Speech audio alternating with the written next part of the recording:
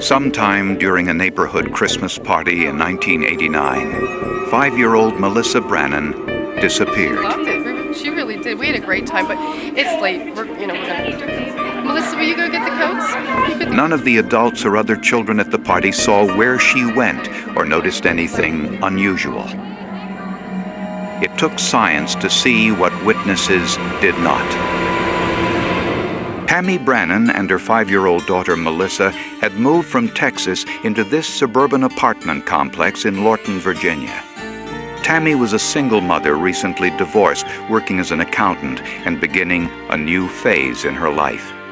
Tammy is a very good mother. She's a very sweet, very caring person. Kept to herself, more or less. She wasn't what I would call extremely outgoing, although she did participate in just about everything. One of the attractive features of the apartment complex was the active social program for the residents. Every Friday night was some sort of social gathering in the clubhouse, and during the holidays, there were special events. The night of December 3rd at the Christmas party, that's something that they basically did for almost every holiday. People looked forward to it. They always had a nice layout within the clubhouse, and people spent time getting to know their neighbors.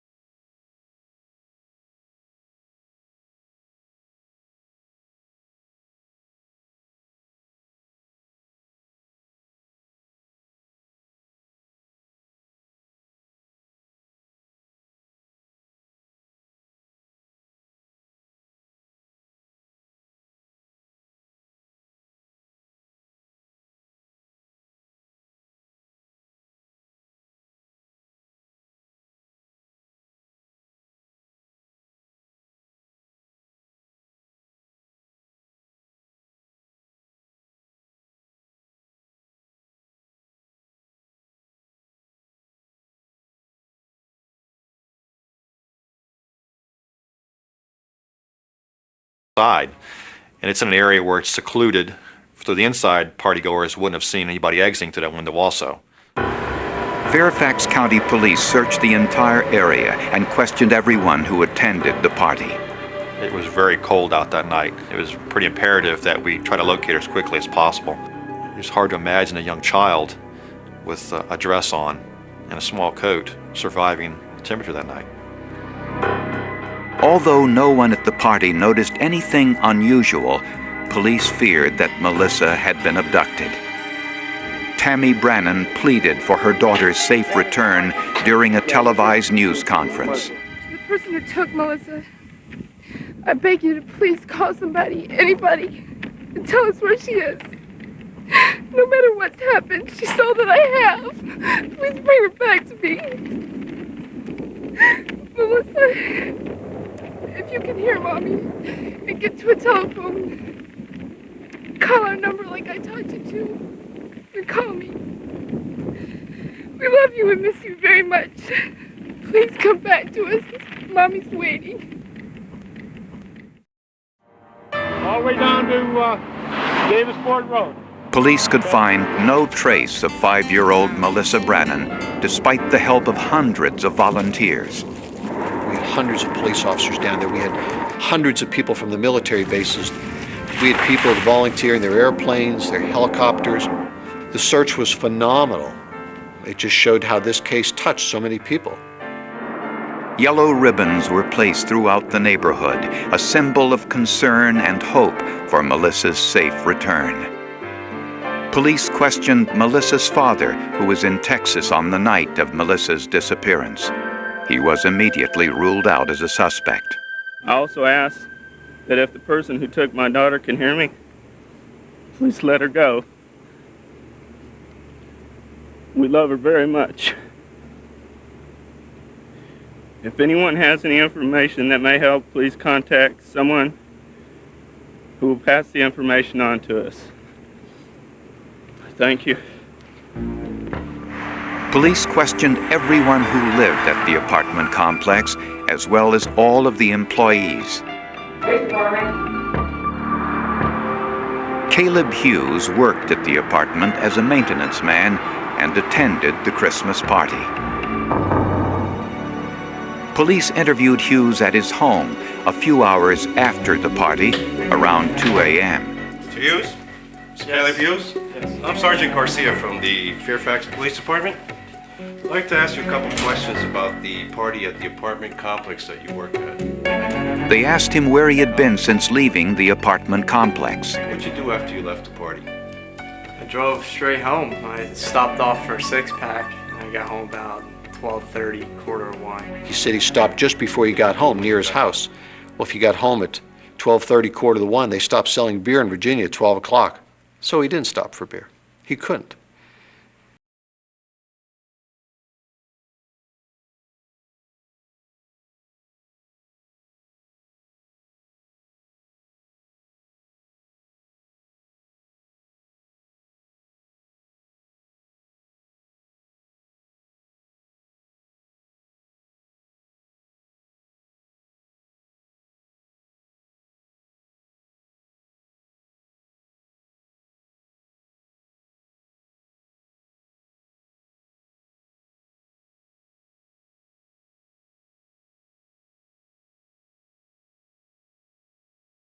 Said, why would you wash all your clothes? You don't have another pair of blue jeans? And why would you wash your sneakers?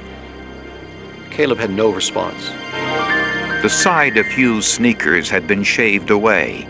Although the sneakers had been washed, tests showed traces of human protein, possibly blood, deep in the fibers.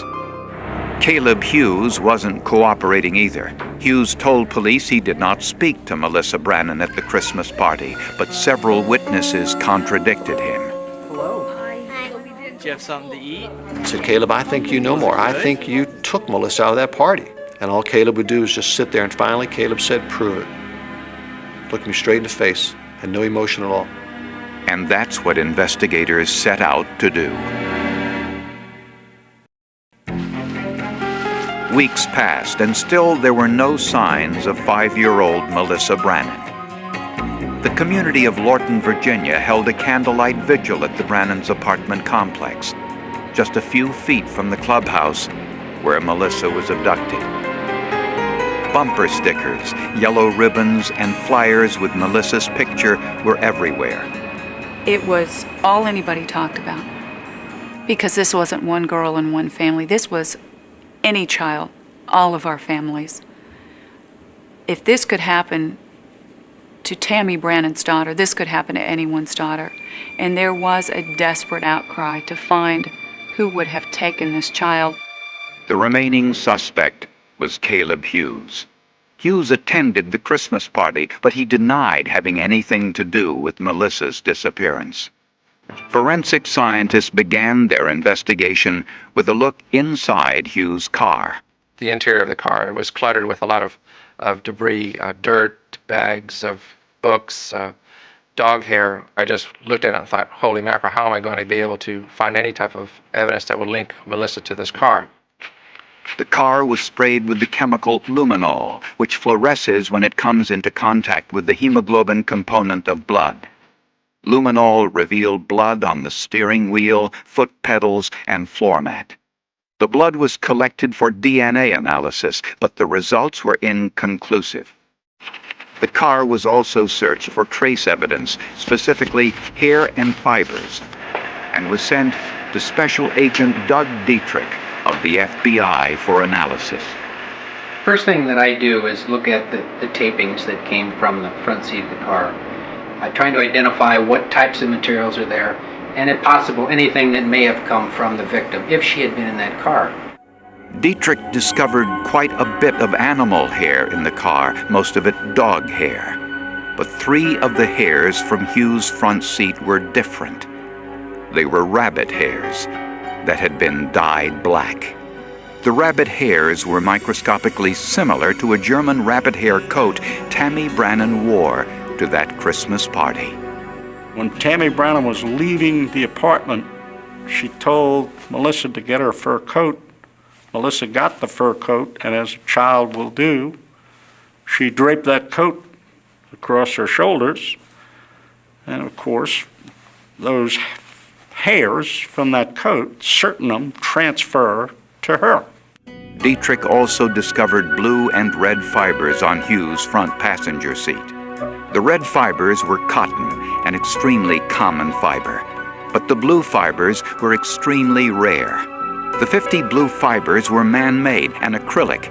They were all the same shape, length, and diameter, an indication they were from the same manufacturer. Gas chromatography revealed that the blue fibers were dyed with the same blue dye, but the chemical composition of the blue dye was unusual. Melissa Brannan was wearing a blue sweater and red plaid skirt on the night she disappeared. The outfit had been a gift from Melissa's grandmother, who could not recall where she bought it. All she could remember was that the sweater had a picture of Big Bird on it, a character from the Sesame Street television series. Prosecutors needed more evidence than the 3 rabbit hairs from Mrs. Brannan's coat found in Caleb Hughes' car. They knew that any good defense attorney would argue that Caleb Hughes could have brushed up against Tammy Brannan's coat at the party and transferred those rabbit hairs onto the seat of his car.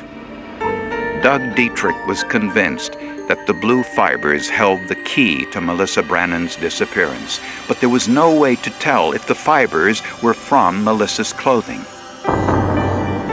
After work one night, Doug Dietrich shared his frustration with his wife. He told her he needed to find the manufacturer of the outfit Melissa was wearing at the Christmas party. Some sort of blue Winnie the Pooh thing, or a Sesame Street outfit with a red plaid skirt. I don't know anything about Winnie the Pooh, but if it's Sesame Street, that's sold by J.C. Penney. Hold on a second. Mrs. Dietrich had kept a number of store catalogs, some going back a few years. Red plaid skirt? I see that. She proceeded to bring a catalog down from the year before Christmas, and sure enough, on page 11 of that catalog, there was an outfit that looked darn close to what they were describing to me as the one Melissa Brannan wore the night of her disappearance. When Tammy Brannan was shown the picture from the catalog, she identified it as the one Melissa was wearing at the party. The FBI asked J.C. Penney for one of the outfits in order to analyze the fibers, but they were sold out. The item was a catalog-only item. J.C. Penney sold all 7,000 garments in a matter of months. But J.C. Penney located a customer in Kentucky who had purchased one of these outfits a year earlier. The customer bought the outfit as a present for his granddaughter, but it was the wrong size, so it had never been worn. The customer sent the outfit to the FBI for analysis. The idea of just being able to find an outfit that's exactly the same outfit that a victim wore in a case, that's an extremely good stroke of luck. When Doug Dietrich examined the garment, he made a startling discovery. When J.C. Penney had this outfit manufactured, they wanted to make it unique. Instead of using a standard dye, and there are 10,000 of them, Penney's decided to create a brand new color. J.C. Penney specifies a particular color. Then they'll work with the dye manufacturer to find some combination of chemicals that will produce exactly that tone. In this particular case, they went an additional step and made sure that it was a dye that nobody else had access to so that they could trademark this sweater from its color point of view. They called their new color Plum Navy number 887. J.C. Penney patented that signature dye and used it only once when they produced the 7,000 Big Bird sweaters. When Dietrich compared the fibers from the duplicate sweater to those found in Hughes' automobile, they were the same. With several hundred million people in the country and only 7,000 sweaters, the probability of that particular sweater being located in an individual car is very small. You can just work out the ratios of the two. There's no question in my mind that Melissa Brannon had been in the front seat of Cal Hughes' car. And where she went from there, well, I guess that's a mystery right now. A mystery police were desperately trying to solve. The search for Melissa Brannon's body continued for almost a year. Statistics show that children abducted by strangers are usually murdered within 3 hours of the abduction. The prime suspect, Caleb Hughes, was asked to take a polygraph test. Are you the one who abducted Melissa? No. Right now, can you take me to Melissa's body? No. The results of his polygraph examination indicated deception. As soon as he realized that I knew that he had failed that test, he didn't want anything to do with that room, didn't want anything to do with me, and pretty much bolted out of there. But there was a problem. In the state of Virginia, prosecutors must be able to prove where a homicide occurred. Since the blood in Caleb Hughes' automobile could not be identified as Melissa's, prosecutors could not reach the threshold of homicide. They could only prove kidnapping, which carried a maximum sentence of only 10 years.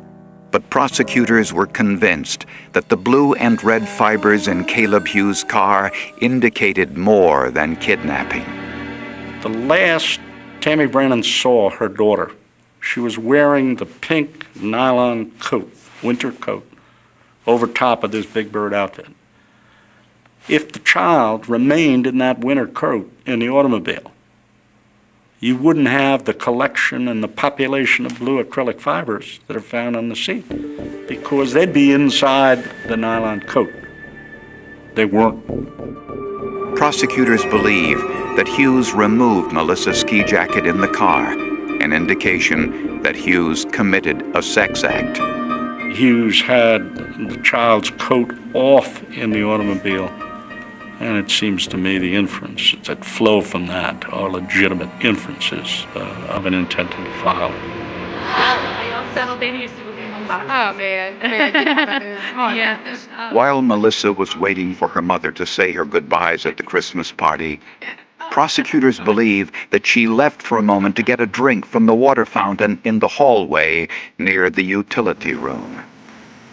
This is where Hughes abducted her.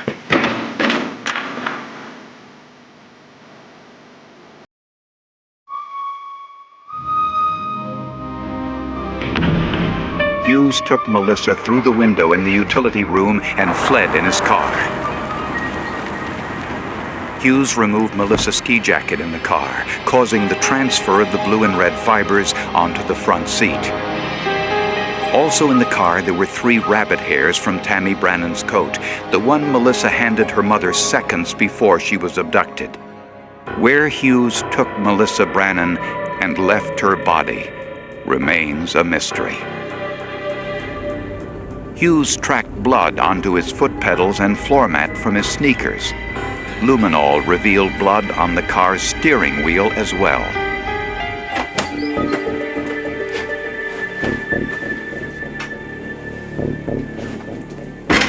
When Hughes arrived home, he immediately washed his clothes in order to remove trace evidence.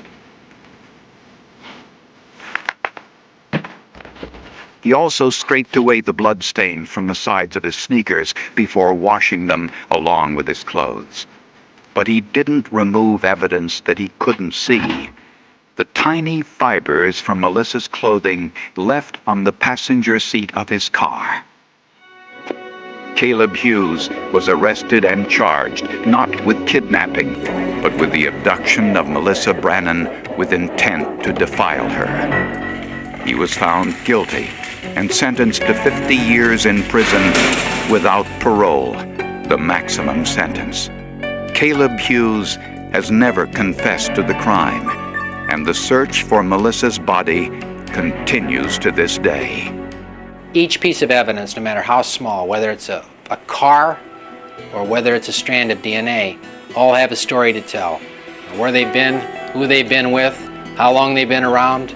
And this is the type of information that I look at and that I decipher and try to determine what value it has. So one piece of evidence can be significant when you add multiple pieces of this puzzle, and you never get the whole puzzle. You only get pieces, but you don't need the whole puzzle to see what that picture's going to say. And in this case, 50 fibers, blue acrylic, 10 cotton, black rabbit hairs, to me, it's overwhelming evidence. 11-year-old Ricky Stetson went for an evening run on a jogging trail in Portland, Maine. Witnesses recalled seeing the boy and a young man right behind him on a bicycle. The next day, Ricky Stetson's body was discovered in a nearby ravine. He had been murdered. The killer left very few clues, but he left behind something he couldn't hide: his signature. 11-year-old Ricky Stetson and his family lived in a working-class section of Portland, Maine, a coastal city known primarily as a summer vacation destination. Around 8 p.m. on August 23, 1983, Ricky went for a short run along a biking and jogging path called Black Cove. He never returned home. His body was discovered the next day in a grassy area just off the jogging path. There was evidence, both externally and internally, as I recall, of asphyxiation, that is, of choking around the neck. And it appeared to the medical examiner as though he was choked manually and probably by a ligature. He had also been stabbed. The autopsy revealed that the boy had not been sexually assaulted, but there were bite wounds on various parts of his body. And the bite marks had been gouged with a knife. None of the forensic dentists had seen a case before in which there had been a bite mark with slashing and cutting through it as if to hide the bite mark. And so that's what the law calls a signature crime. That is, it is done in a way that is very unique, that is very unusual, that the culprit, the perpetrator, is leaving, as it were, his signature on the crime.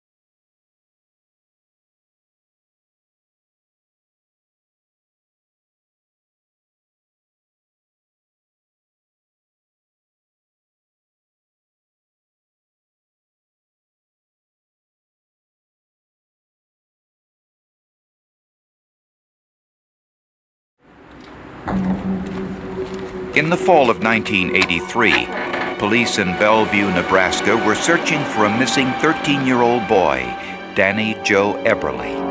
Danny Joe had been delivering newspapers early one Sunday morning when he mysteriously disappeared. He's partially through his paper route. and now it's disappeared. And he wasn't with any of his playmates, any of his relatives, wasn't in any of the neighborhoods, and we knew something was terribly wrong right then. Danny Joe's bicycle was found in front of a home he delivered newspapers to, but there was no sign of a struggle and no sign of the boy. Danny's bicycle. His brother and sister and his mother and dad said his whole life was that bicycle. That's why he delivered newspapers, to buy accessories and to keep the bicycle shining. He was really proud of it. Police searched for Danny Joe Eberly across the state of Nebraska. His picture was seen on nightly television programs and in the newspapers. 3 days later, investigators' worst fears were realized. Danny Joe Eberly's body was found on a desolate stretch of road 4 miles from his bicycle. He had been stabbed to death. The town's mayor, Joe Baldwin, personally delivered the news to the boy's mother. We broke the news to her, and we were all crying, including the FBI guy. He was crying. He was crying, and I was crying. The chief was crying. A very traumatic type thing to tell some woman, your son was found and he's dead. The very most traumatic thing I think I've ever done. Danny Joe Eberly's hands and feet were tied with rope, and a star-shaped pattern had been cut into his chest, but there was no sign of sexual assault. Police turned to FBI behavioral analyst Robert Ressler for a psychological profile of the killer. We had a biter, an individual that was compelled to bite his victims and then cutting the flesh away to deny that evidence to the police.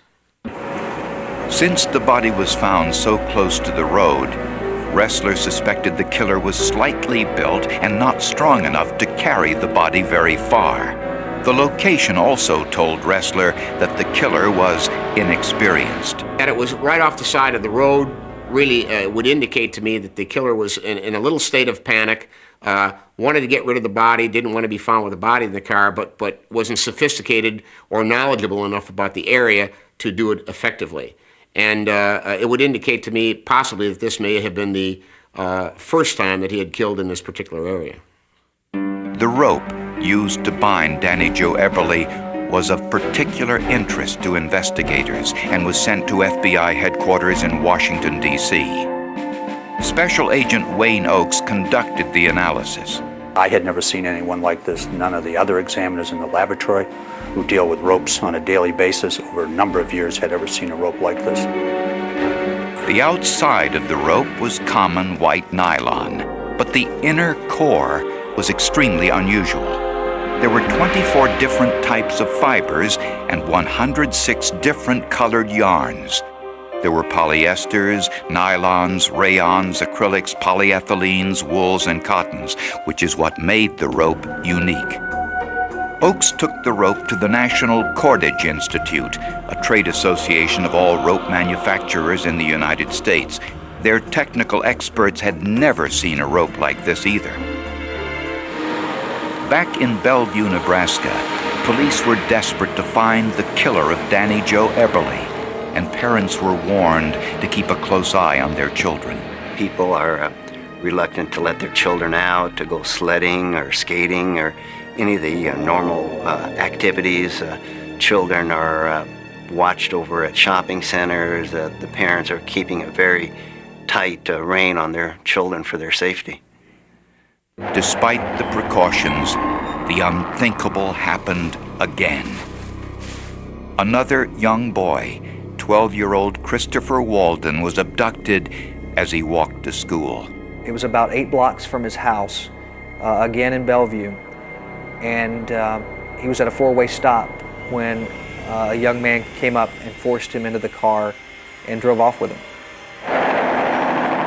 In the sub-zero temperatures, police searched for Christopher Walden. 3 days later, a group of pheasant hunters stumbled upon a snow-covered figure.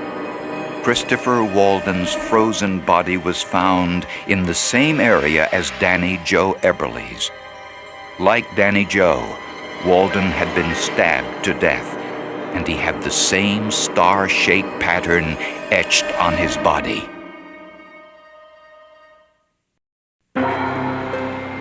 2 sets of footprints led into the woods where Christopher Walden's body was discovered, but only 1 set of footprints left the scene, an indication the killer did not have an accomplice. The star-shaped pattern told investigators that this was the same individual who killed Danny Joe Eberly 3 months earlier. Witnesses saw Christopher Walden with a young white male in his early 20s on the walkway near the school. From those descriptions, police created a composite drawing, which was distributed to newspapers and local television stations. Robert Ressler refined his profile of the killer with information gathered from the second murder. I felt that the individual, because of this need to be close to young males and having an attraction for them, that he would be involved in some sort of activities with youth. Soccer coach, baseball coach, Boy Scouts. Since the killer was using a knife to obscure the bite wounds, Ressler suspected that the killer read police and detective magazines because matching bite wounds to a dental impression is often discussed in these types of publications.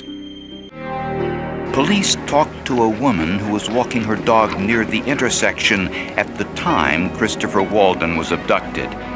She thought she saw the abduction, but she wasn't entirely sure. So police asked her to undergo hypnosis. Hypnosis can sometimes help a witness to recall details of an event they can't otherwise remember, but hypnotically enhanced recollections are usually not admissible in court. She underwent hypnosis, and something came out in the session, and it was just driving her crazy, and it all came back to her. And that's when she realized that she had seen Christopher Walden being kidnapped. She said that Christopher Walden was with a man who was approximately the same height.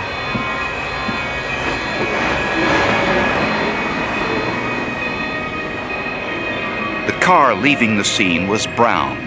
The license number started with the letter R, followed by a series of numbers.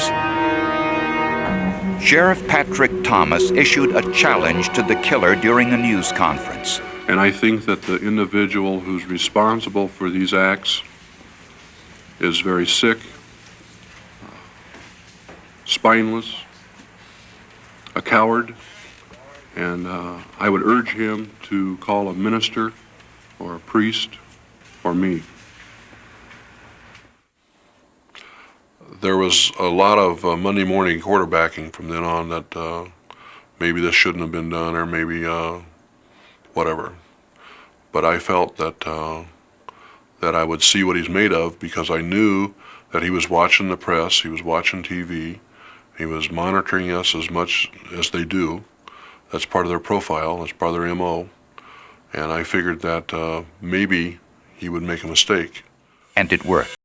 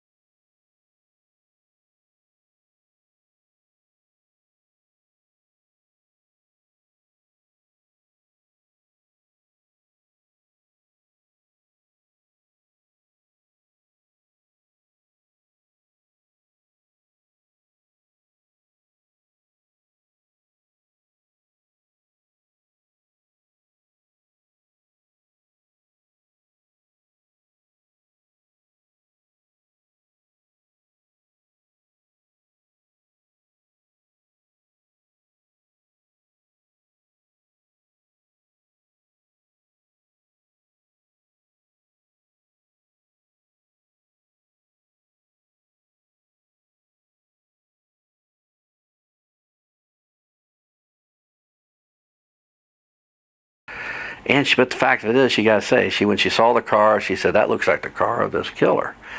Remember, this is all that's on everyone's mind. This is the biggest case they've ever had in Nebraska. Police tracked the license plate number to a 19-year-old enlisted man stationed at Offutt Air Force Base. His name was John Joubert. Joubert was a maintenance mechanic in the radar unit. He was also an Eagle Scout and was an assistant scout leader for a local troop. Joubert denied having anything to do with the two murders. But there was an interesting coincidence. Joubert had been living in Portland, Maine the year before at the time of Ricky Stetson's murder. When John Joubert was questioned about the murders of Danny Joe Eberly and Christopher Walden, he had little to say to investigators. But he fit the FBI's profile of the killer. He was 19 years old, slightly built, and an Eagle Scout who volunteered his time as an assistant scout leader of a local troop. Joubert read softcore pornography and detective magazines, which were found in his footlocker at the Air Force Base. But what police found in his automobile was of particular interest. On the right floorboard was a brown Caucasian head hair, which was sent to the FBI for analysis. A microscopic examination of the question hairs found from the vacuum sweepings in the vehicle with the known standards from the victim, they were the same microscopically. And I indicated in my report that the hairs in the vehicle were consistent head hairs from the victim, Danny Joe Eberly. Police also found a knife and a roll of tape. And in Joubert's automobile was a piece of rope. At first it appeared to be common nylon rope, similar to the type sold in thousands of retail outlets throughout the United States. But inside the rope was a surprise. The core of the rope was so unique with the 106 different fibers in there.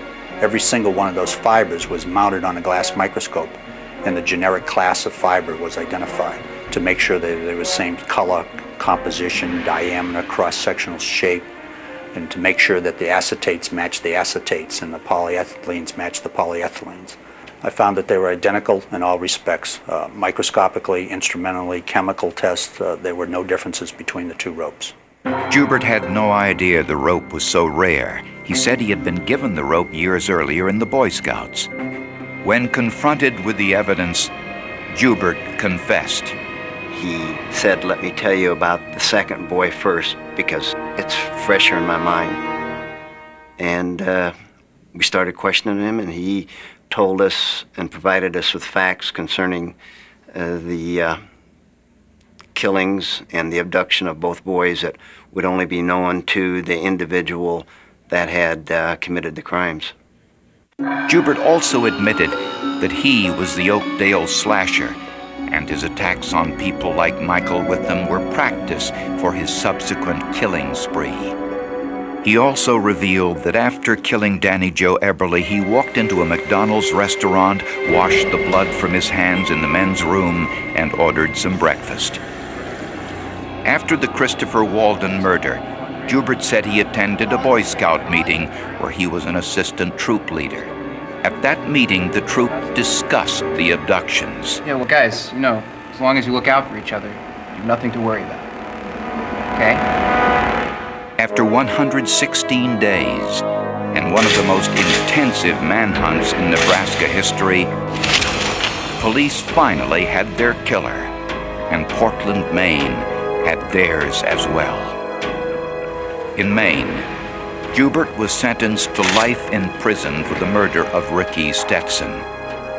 In Nebraska, for the murders of Danny Joe Eberly and Christopher Walden, Joubert was convicted and sentenced to death. I specifically asked him if he disliked the boys, and his statement was, "How could I dislike him? I didn't even know him." No one knows what drove John Joubert to kill. And I remember one day I said, "John, if I let you out of jail today and just let you walk away from here, do you think you've learned now that you would never do that again?" And he says, he thought for quite some time, and he says, no, he says, "I don't think I could help myself." I says, "Do you mean you'd go kill another little boy?"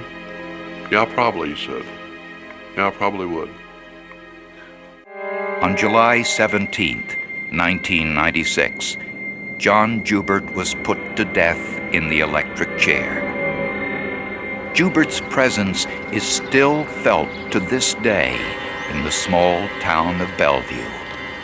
Former Mayor Joe Baldwin regularly visits the victims' graves and remembers the 116 days when a serial killer stalked his community. Most horrible thing that ever happened in this city, to have a young person like that, 2 young persons, and even 3 when you talk about, to have their life taken away by a person like that, I think that is terrible.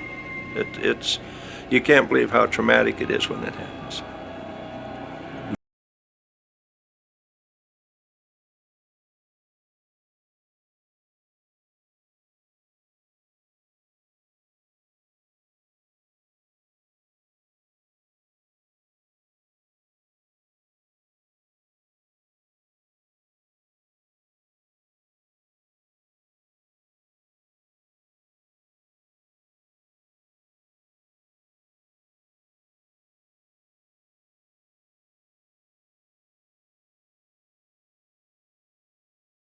To notice something was wrong never called the police. That detail would haunt investigators for more than 30 years. Because on a humid Georgia morning in August 1991, while the town of Ashgrove prepared for another ordinary Monday, someone looked down a narrow county road, saw a blue sedan parked exactly where it should not have been, paused for a moment, and kept driving. No broken glass. No open doors. No signs of violence. Just silence. The kind of silence that small southern towns trust far too easily. And by nightfall, that silence would become the center of one of Georgia's most chilling cold cases. The kind of case that refuses to die. The kind of mystery grandparents tell their grandchildren about. The kind that waits. For years. For decades. For a single strand of truth. Ashgrove was the sort of place where people remembered your father's name before asking yours. Church bells marked time more reliably than watches. Neighbors knew who left for work early, who returned late, and whose porch lights stayed on longer than usual. Population, fewer than 8,000. Violent crime, almost non-existent. Murder investigations, remembered for generations. That was why what happened to 27-year-old Rebecca Lawson shattered the community in ways nobody anticipated. Rebecca wasn't famous. She wasn't wealthy. She wasn't controversial. She worked at the county library 3 days a week and volunteered at St. Matthew's Church every Sunday morning. She lived alone in a modest white house inherited from her grandmother. She paid her bills on time. She called her mother every Friday evening. People described her with the same words. Reliable. Kind. Quiet. The sort of woman who locked her doors but still trusted humanity. And perhaps that trust would prove fatal. Sunday, August 18, 1991. The weather reports predicted thunderstorms. Rebecca attended evening service. Several parishioners remembered speaking with her afterward. Nothing unusual. Nothing memorable. She laughed at a joke about the upcoming county fair. She mentioned needing to organize children's reading programs before autumn arrived. She told a friend she planned to visit Atlanta later that month. Future plans. Ordinary plans. People preparing to disappear forever rarely make ordinary plans. At approximately 8:30 that evening, she left the church parking lot alone. That was the last moment anyone could definitively place her alive. By Monday morning, her absence created confusion rather than alarm. She missed work. Uncharacteristic. But not impossible. Perhaps illness. Perhaps a family emergency. Her supervisor called her house. No answer. Again at noon. Still nothing. By late afternoon, concern transformed into something heavier. Rebecca Lawson had routines. Strict routines. People built entire days around predictability. And predictable people terrify communities when they suddenly stop being predictable. Her mother contacted local authorities shortly before sunset. Deputies arrived at Rebecca's home. Everything appeared normal. Front door locked. Windows secure. Television unplugged. No signs of struggle. No packed luggage. No indication she planned to leave. Dinner dishes remained in the sink. A book lay open beside her bed. The clock radio still blinked the wrong time after a recent power outage. Human life interrupted in the middle of ordinary existence. Detective Harold Whitaker received the call just after 7 that evening. 48 years old. Former military police. Methodical. Respected. A man who believed every mystery eventually surrendered if enough pressure was applied. He would spend the next 3 decades discovering that some mysteries prefer patience. Whitaker's first instinct centered on voluntary disappearance. Adults leave. People vanish. Relationships end. Lives change. But within hours, that theory began collapsing. Rebecca withdrew no money, used no credit cards, contacted nobody. And then came the discovery that changed everything. The blue sedan. County Route 16. 3 miles outside town. Parked near abandoned farmland. Engine cold. Doors locked. Purse inside. Keys missing. No Rebecca. The location made no sense. Nobody stopped there. Nobody had reason to stop there. Farm operations ended years earlier. The nearest house sat over a mile away. At night, darkness swallowed everything. Deputies searched surrounding fields until sunrise. Nothing. No footprints. No discarded belongings. No evidence. The earth itself seemed unwilling to speak. Tuesday morning newspapers printed cautious headlines. Local woman missing. Search continues. Residents expected good news within days. These things happened elsewhere. Not Ashgrove. Not here. Then Wednesday arrived. No Rebecca. Thursday. Nothing. Friday. Still nothing. By the weekend, the language changed.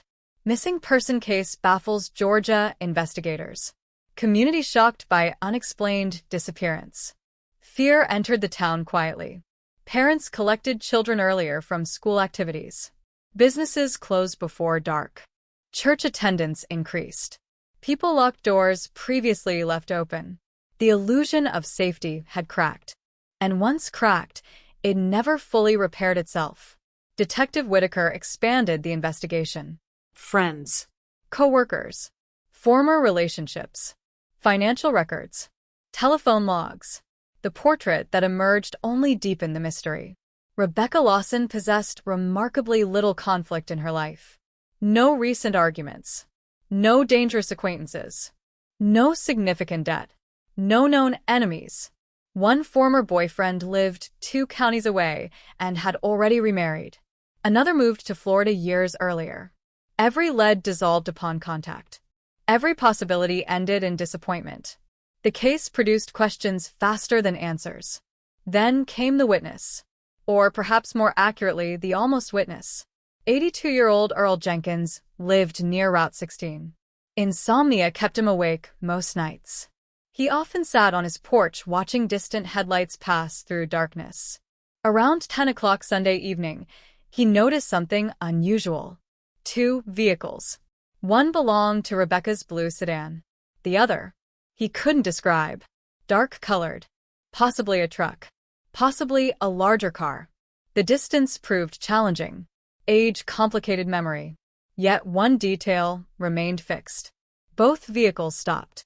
Neither left immediately. He estimated 30 minutes. Maybe 40. Then only one set of headlights departed. Direction unknown.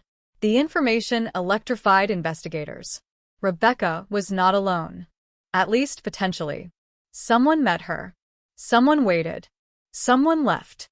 The problem was identity. No license plates. No descriptions. No certainty.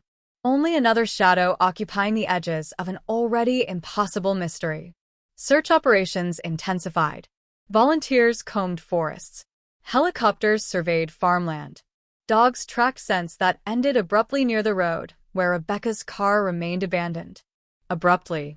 That word terrified Whitaker. Human beings leave trails. They create continuity. Abrupt endings suggest intervention. Someone interrupted Rebecca's journey. Someone altered expected outcomes. The question became devastatingly simple. Who? Ashgrove developed theories immediately. Small towns always do. A drifter passing through. An obsessed admirer. a secret relationship hidden from friends and family. Whispers circulated through grocery stores and barbershops. People spoke softly, as though volume itself might invite danger closer. Rebecca's mother rejected every rumor. Her daughter lived honestly, openly. The idea of hidden lives felt impossible.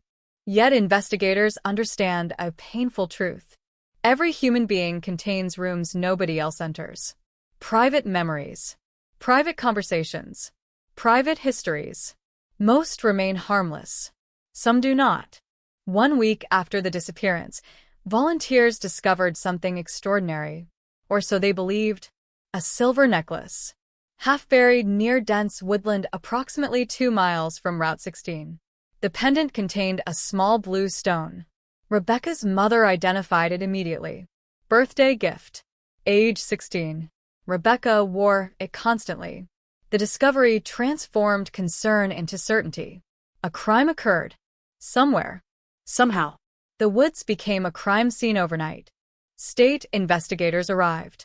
Forensic teams searched every inch of surrounding terrain. Photographs. Measurements. Evidence markers stretching beneath towering Georgia pines. Television crews gathered nearby. Headlines intensified. Georgia woman vanishes without a trace. Mysterious clue stuns investigators. The community held its breath. Finally, evidence. Finally, direction. Then forensic analysis delivered devastating news. The necklace had been exposed to weather for years. Impossible. Rebecca received it as a teenager. Yet environmental damage suggested much older placement. Further examination revealed the truth. It wasn't Rebecca's necklace at all. Identical design. Different manufacturer. Different chain. Coincidence. Cruel coincidence. Hope collapsed. Again. Detective Whitaker hated false hope more than failure. Failure clarified reality. Hope distorted it. The investigation continued. Weeks passed. Summer surrendered to autumn. Leaves covered search areas already examined multiple times.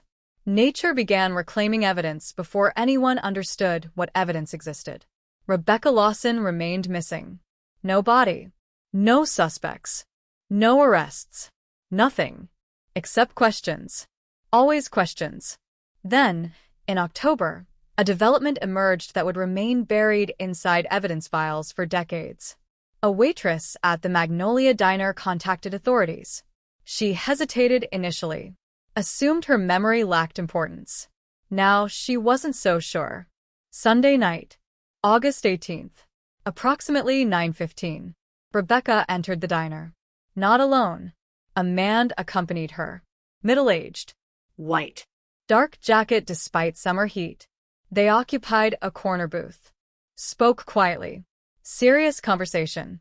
No visible argument. No affection. No obvious tension. Just intensity. The waitress remembered Rebecca specifically because she seemed distracted. Nervous. Unlike her usual demeanor.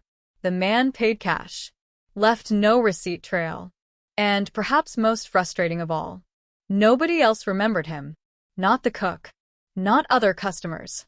Not nearby businesses. A ghost sitting in plain sight. Detectives interviewed the waitress repeatedly. Her account never changed. Consistency mattered.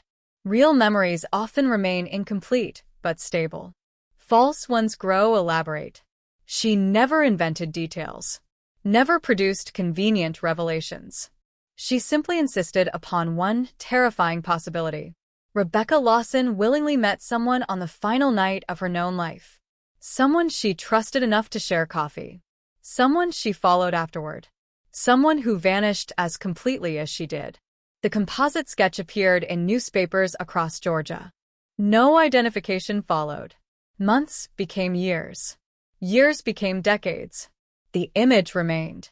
A stranger frozen forever in black and white. Watching. Waiting. Existing somewhere between memory and silence. And in Ashgrove, people continued asking the same question every August when summer humidity returned and church bells echoed across empty evening roads. Who was the man Rebecca Lawson met on the night she disappeared? Because somebody knew. A friend. A relative. A neighbor. Someone recognized that face. Someone understood why a reliable woman abandoned routine, drove toward an isolated county road, and never came home again. The truth existed. Not destroyed. Not erased. Simply carried inside a human being who had chosen, for reasons unknown, to remain silent. And silence, Detective Harold Whitaker would eventually learn, possesses remarkable endurance. Especially in the American South. Especially in small towns. Especially when an entire community desperately wants to believe that monsters always arrive from somewhere else. The first winter after Rebecca Lawson vanished felt colder than any winter the people of Ash Grove could remember. Not because temperatures dropped lower. Not because ice covered the roads longer than usual. But because fear had finally moved indoors. For generations, danger belonged to distant cities. Atlanta. Savannah. Jacksonville. Places shown on television. Places discussed during evening news broadcasts. Not Ash Grove. Not a town where church members knew which pew every family occupied. Not a town where strangers stood out before they even introduced themselves. Yet Rebecca Lawson had disappeared without noise. Without witnesses. Without explanation. And if something like that could happen to her, people wondered, what exactly protected everyone else? Detective Harold Whitaker hated that question. Because he had no answer. 3 months into the investigation, the evidence board inside the sheriff's department looked impressive from a distance. Photographs. Maps. Witness statements. Timelines. Colored markers connecting possibilities. The illusion of progress. Step closer, however, and another truth emerged. Nothing connected. Nothing held. Everything dissolved under scrutiny. The middle-aged man from the Magnolia Diner remained unidentified. The unknown vehicle spotted near County Route 16 existed only in the fading memory of an elderly insomniac. The false necklace wasted valuable days. And Rebecca herself had left behind almost nothing investigators could use. No diary. No hidden correspondence. No suspicious financial activity. Just an ordinary life interrupted by extraordinary absence. Whitaker returned repeatedly to one unsettling conclusion. Rebecca had planned to meet someone. Voluntarily. The evidence suggested intention rather than surprise. She left church normally. She drove into town. She stopped at the diner. She sat across from a man she apparently recognized. No witnesses reported fear. No one observed conflict. That detail mattered. Predators often create chaos. Trust creates silence. The distinction haunted him. By December, state authorities officially expanded their involvement. News coverage intensified. The phrase cold case had not yet appeared in headlines, but people already feared its arrival. Nobody wanted Rebecca Lawson to become one of those stories. One photograph. One anniversary article every year. One mystery permanently attached to local identity. Communities survive tragedy. Unsolved tragedy is different. Unsolved tragedy settles into foundations. It becomes architecture. The first significant lead arrived just before Christmas. A phone call. Anonymous. Male voice. Distorted. Brief. The caller claimed investigators should look at the old mill road north of town. Then silence. The line disconnected. No trace. No identification. Harold Whitaker felt two emotions simultaneously. Excitement. And dread. Anonymous tips exist at the center of almost every major investigation. Some solve cases. Most destroy momentum. Still, protocol demanded action. Search teams moved immediately. The old mill road wound through dense woodland abandoned decades earlier. Locals rarely visited. Teenagers occasionally gathered there during summer nights. Nothing more. The atmosphere felt wrong from the beginning. Too quiet. Too isolated. The kind of place rumors choose as permanent residence. Investigators searched for 2 days. Then, near a collapsed storage structure, they discovered something strange. Not evidence. Not directly. A photograph. Weathered. Partially damaged. Black and white. The image showed a church picnic from years earlier. Children running. Families eating. Ordinary life preserved in fading chemicals. And standing near the far edge of the crowd, Rebecca Lawson, younger, smiling. Beside her stood a man nobody immediately recognized. The department erupted. At last. A face. Another face. Possibly the same man from the diner. Possibly someone else entirely. The problem arrived quickly. The photograph dated back to 1984. 7 years earlier. The unidentified man appeared younger. Clean-shaven. Wearing sunglasses.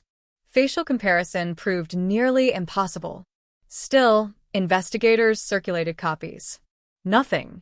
Absolutely nothing. No family members identified him. No church members remembered him.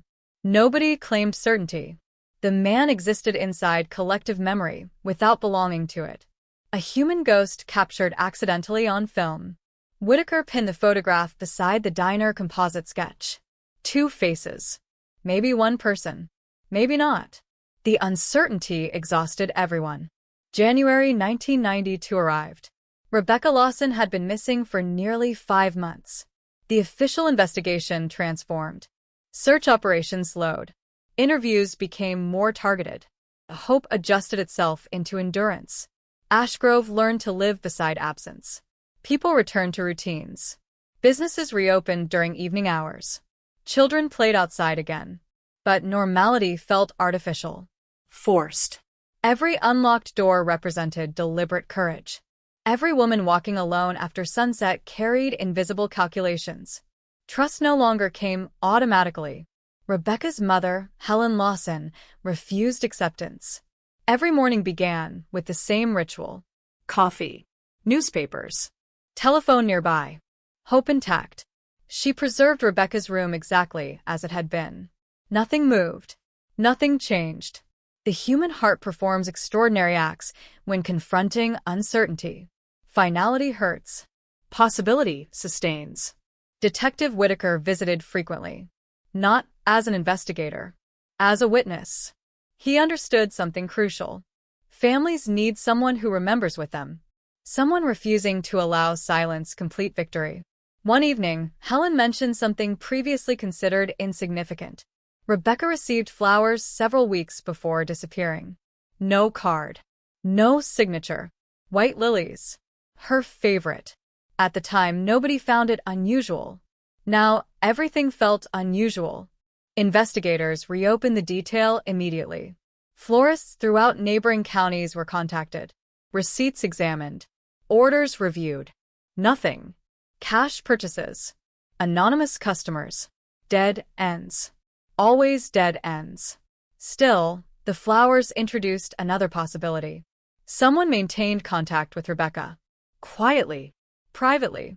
Someone who understood personal details. Favorite flowers. Schedules. Habits. The implications disturbed Whitaker profoundly. Because strangers learn routines. Only familiarity learns preferences. Spring approached. And with spring came rumors. Dangerous rumors. Small towns generate explanations when evidence refuses cooperation. People whispered about secret relationships. Hidden engagements. Old family disputes. One particularly persistent theory suggested Rebecca planned to leave Ashgrove entirely. Start over. Begin another life. Whitaker rejected that notion instantly. Voluntary disappearances leave preparation behind. Bank activity. Conversations. Intent. Rebecca left none. Yet rumors possess remarkable resilience.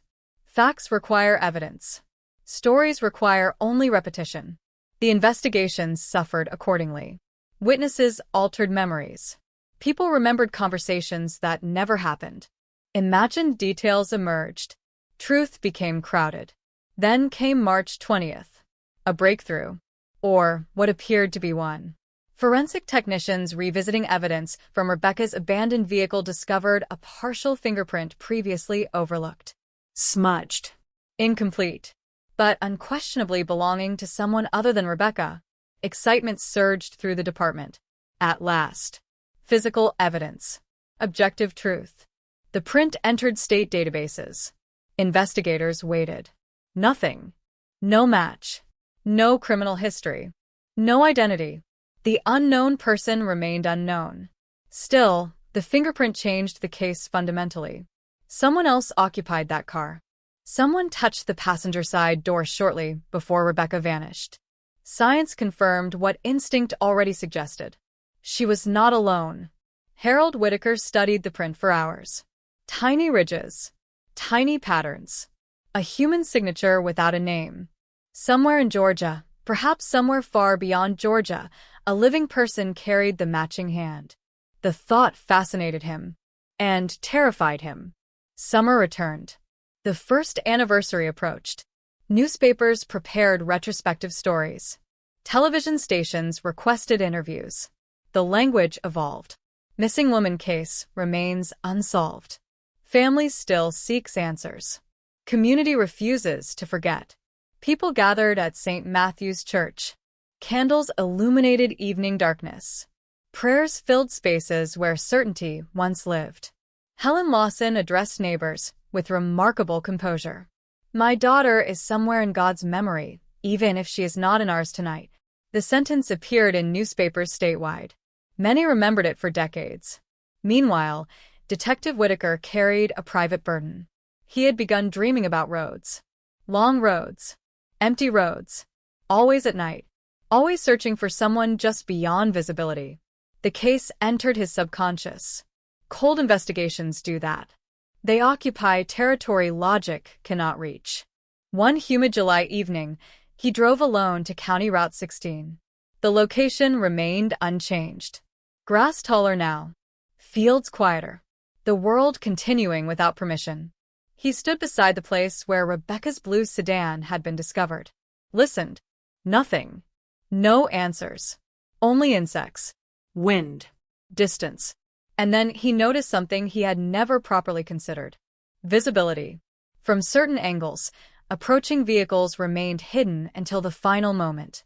Anyone waiting there intentionally understood isolation. Understood privacy. Understood escape routes. The realization sent chills through him. Rebecca did not accidentally end up on that road. Someone selected it. Someone familiar with local geography. Someone comfortable enough to operate in darkness without fear. The suspect pool shifted immediately. Not an outsider. Not necessarily. But possibly someone connected to the area. Someone who belonged. The most dangerous people often belong. August arrived. 1 full year. No arrests. No body. No resolution. And during that anniversary week, another anonymous phone call reached investigators. The same distorted male voice. The same deliberate calm. Only one sentence. She trusted somebody she shouldn't have. Click. Gone. The word struck like lightning. Trust. Not force. Not deception. Trust. Everything pointed toward trust. The flowers. The diner meeting. The voluntary drive. The absence of struggle. Rebecca Lawson knew the person who entered her final evening. Perhaps she cared for them. Perhaps she feared disappointing them. Perhaps she believed old memories guaranteed present safety. Whatever the reason, trust opened a door that never closed again. And somewhere beyond Ash Grove, beyond Georgia, beyond every exhausted theory and unanswered question, another human being continued waking each morning with knowledge powerful enough to end an entire community's nightmare. Yet silence persisted.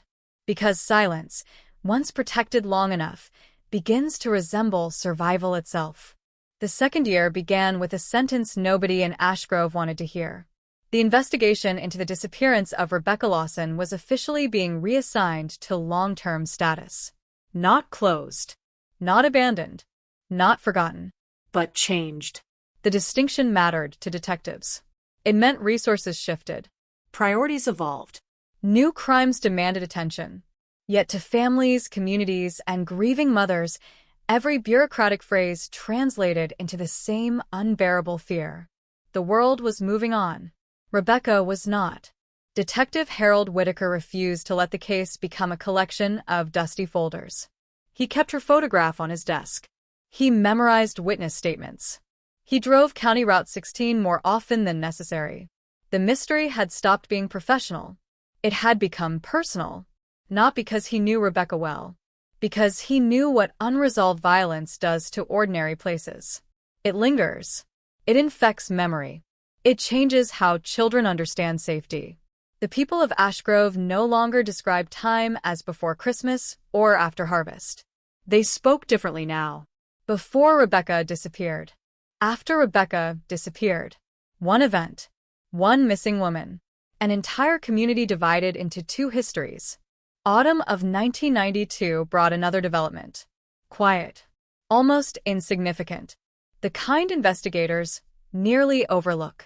A local mechanic named Vernon Pike contacted authorities regarding a memory that had resurfaced unexpectedly.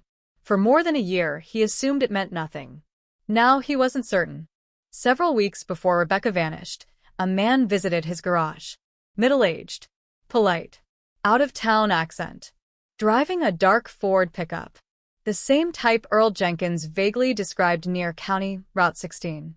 The customer requested directions. Not to restaurants. Not to highways. To St. Matthew's Church.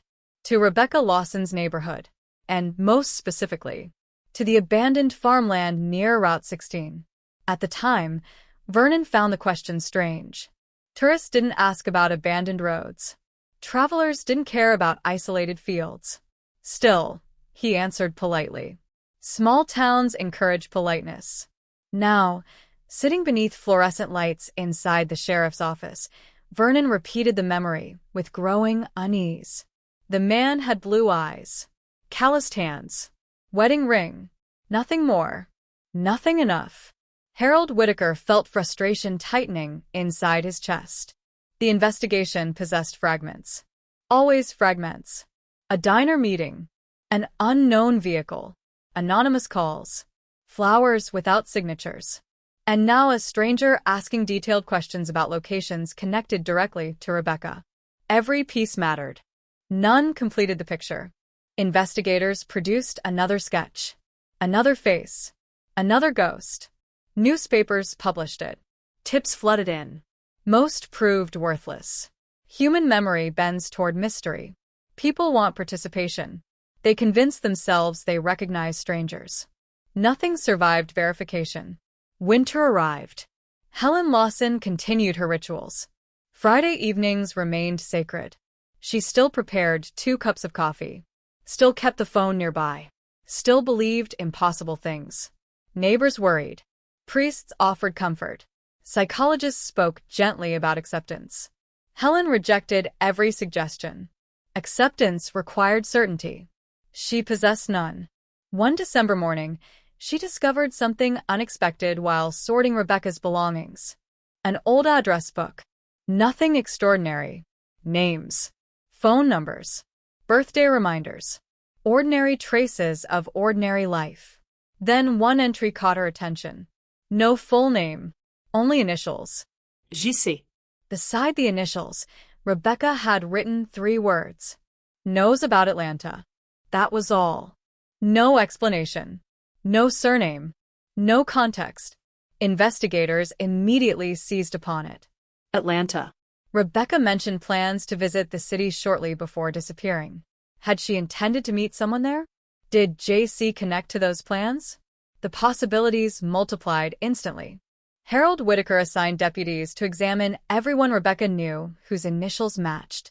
John Carter, James Collins, Jennifer Cross, Jerome Campbell. Dozens. Nothing. No compelling connection emerged. Yet the notation refused to disappear from Whitaker's thoughts. Knows about Atlanta. Such specific wording suggested trust. Shared information. Private conversations. Not casual acquaintance. Someone important enough to receive abbreviated identification. Someone Rebecca assumed she would never forget. People rarely explain details to themselves. The investigation expanded toward Atlanta. Hospitals. Hotels. Employment agencies. Transportation records. Nothing. Rebecca Lawson vanished as completely from urban databases as she had from rural Georgia. Silence everywhere. Then came February 1993. 18 months. The case reached an uncomfortable milestone. Long enough for memories to fade. short enough for pain to remain fresh. Dangerous territory. Witnesses began second-guessing themselves. The waitress from Magnolia Diner questioned whether the unknown man truly wore a dark jacket. Perhaps gray. Perhaps brown. Earl Jenkins wondered if the second vehicle might have been an SUV rather than a truck.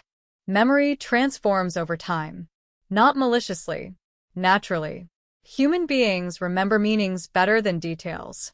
Whitaker understood the problem. The truth wasn't disappearing. The witnesses were. Little by little. One recollection at a time. That realization terrified him more than failure itself. Because evidence waits. Memory does not. Spring brought another strange development.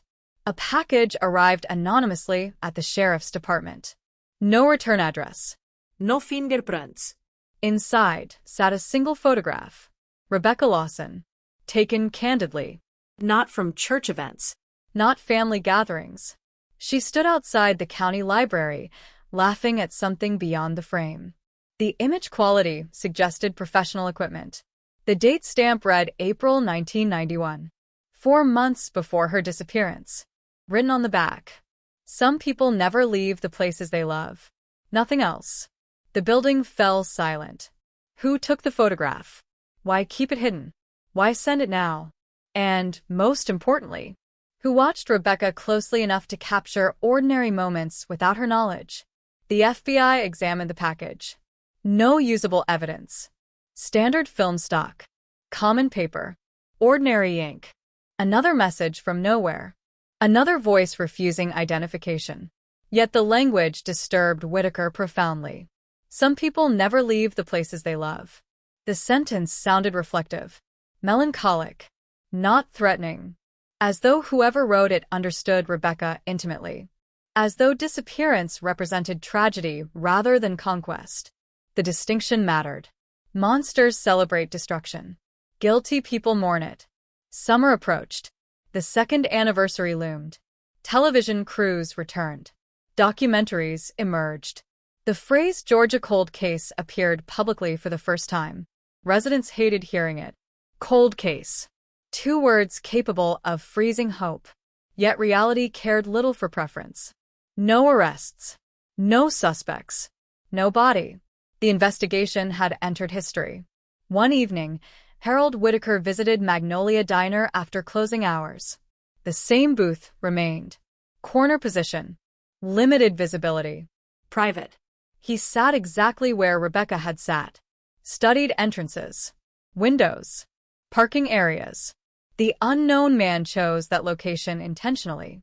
People who wish to avoid attention understand geography. Understand sight lines. Understand control. Then another thought struck him. What if Rebecca selected the booth? What if familiarity belonged to both parties? The question shifted everything. Investigators naturally search for predators. But trusted relationships create their own dangers. Sometimes victims guide themselves toward catastrophe. Not through recklessness. Through memory. Through old affection. Through the belief that people remain who they once were. The possibility haunted Whitaker. August 1993. 2 years. Candles again illuminated St. Matthew's Church. Attendance remained strong. Not because optimism survived. Because remembrance demanded witnesses. Helen Lawson spoke briefly. Her voice carried exhaustion now. But not surrender. Someone knows why my daughter never came home. Simple words. Devastating truth. Someone always knows. The challenge lies in finding them before silence becomes permanent. That same week, another anonymous phone call arrived. Different this time. Longer. The voice remained distorted. Male. Controlled. Almost calm. One sentence emerged clearly. You're looking for a stranger when you should be looking at the past. Click. Gone. Detective Harold Whitaker replayed the recording dozens of times. The past. What past? Rebecca possessed no obvious secrets.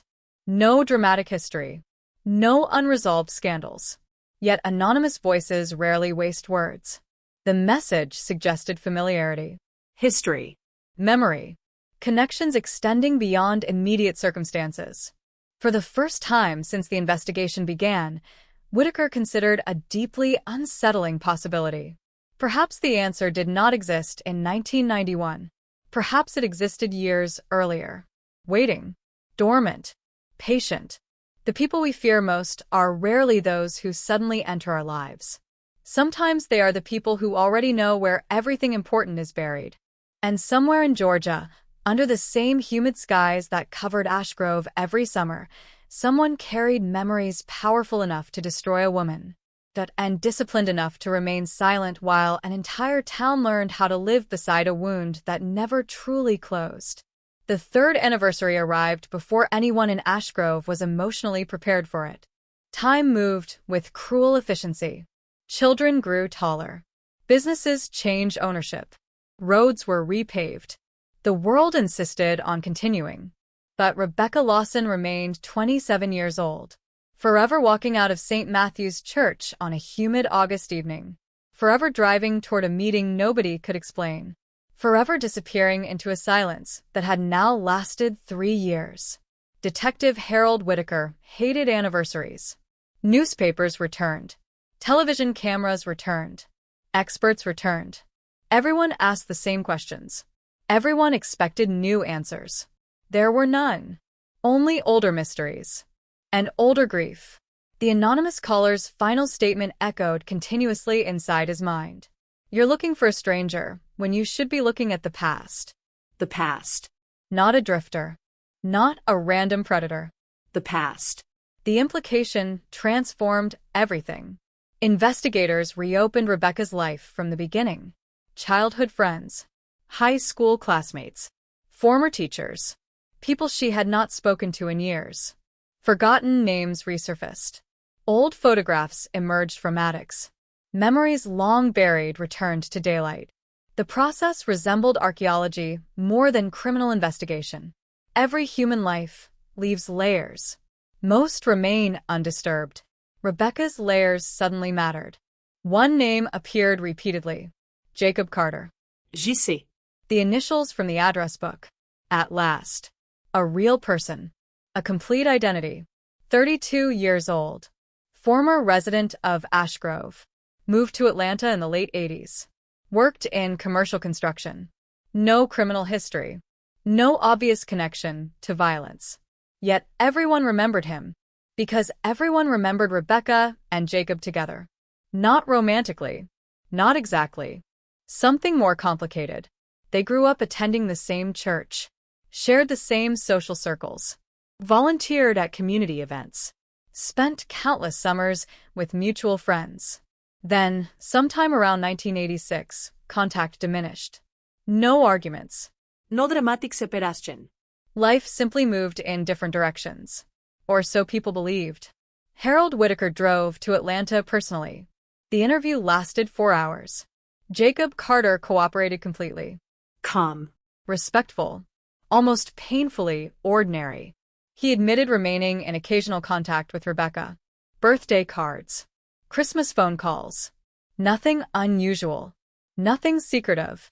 When asked about the notation in the address book, knows about Atlanta, he smiled sadly. Rebecca considered moving there. Starting fresh. Bigger opportunities. Different life. Jacob offered advice. Neighborhood suggestions. Emploiement contact. That was all. Or at least that was all he claimed. His alibi for August 18, 1991 appeared solid. Company records. Co-workers. Receipts. No inconsistencies. Yet something bothered Whitaker. Not deception. Absence. Jacob displayed genuine sadness. But not surprise. As though Rebecca's disappearance confirmed fears he carried long before anyone else. The detective pressed harder. Finally, Jacob revealed something he had never previously shared. Several weeks before vanishing, Rebecca seemed distracted. Different. She mentioned reconnecting with someone from years earlier. An old chapter. His exact words remained unforgettable.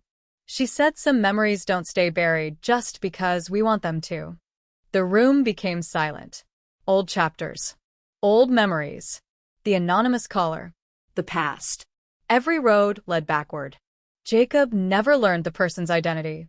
Rebecca refused specifics. She simply insisted certain conversations needed to happen. Certain things deserved closure.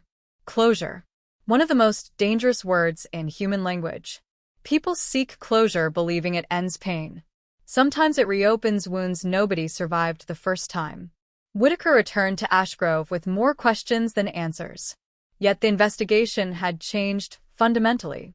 Rebecca was not reacting to sudden events. She was engaging with history.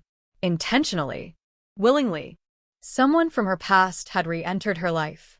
Someone important enough to command trust. Important enough to inspire secrecy. Winter of 1994 brought another extraordinary development.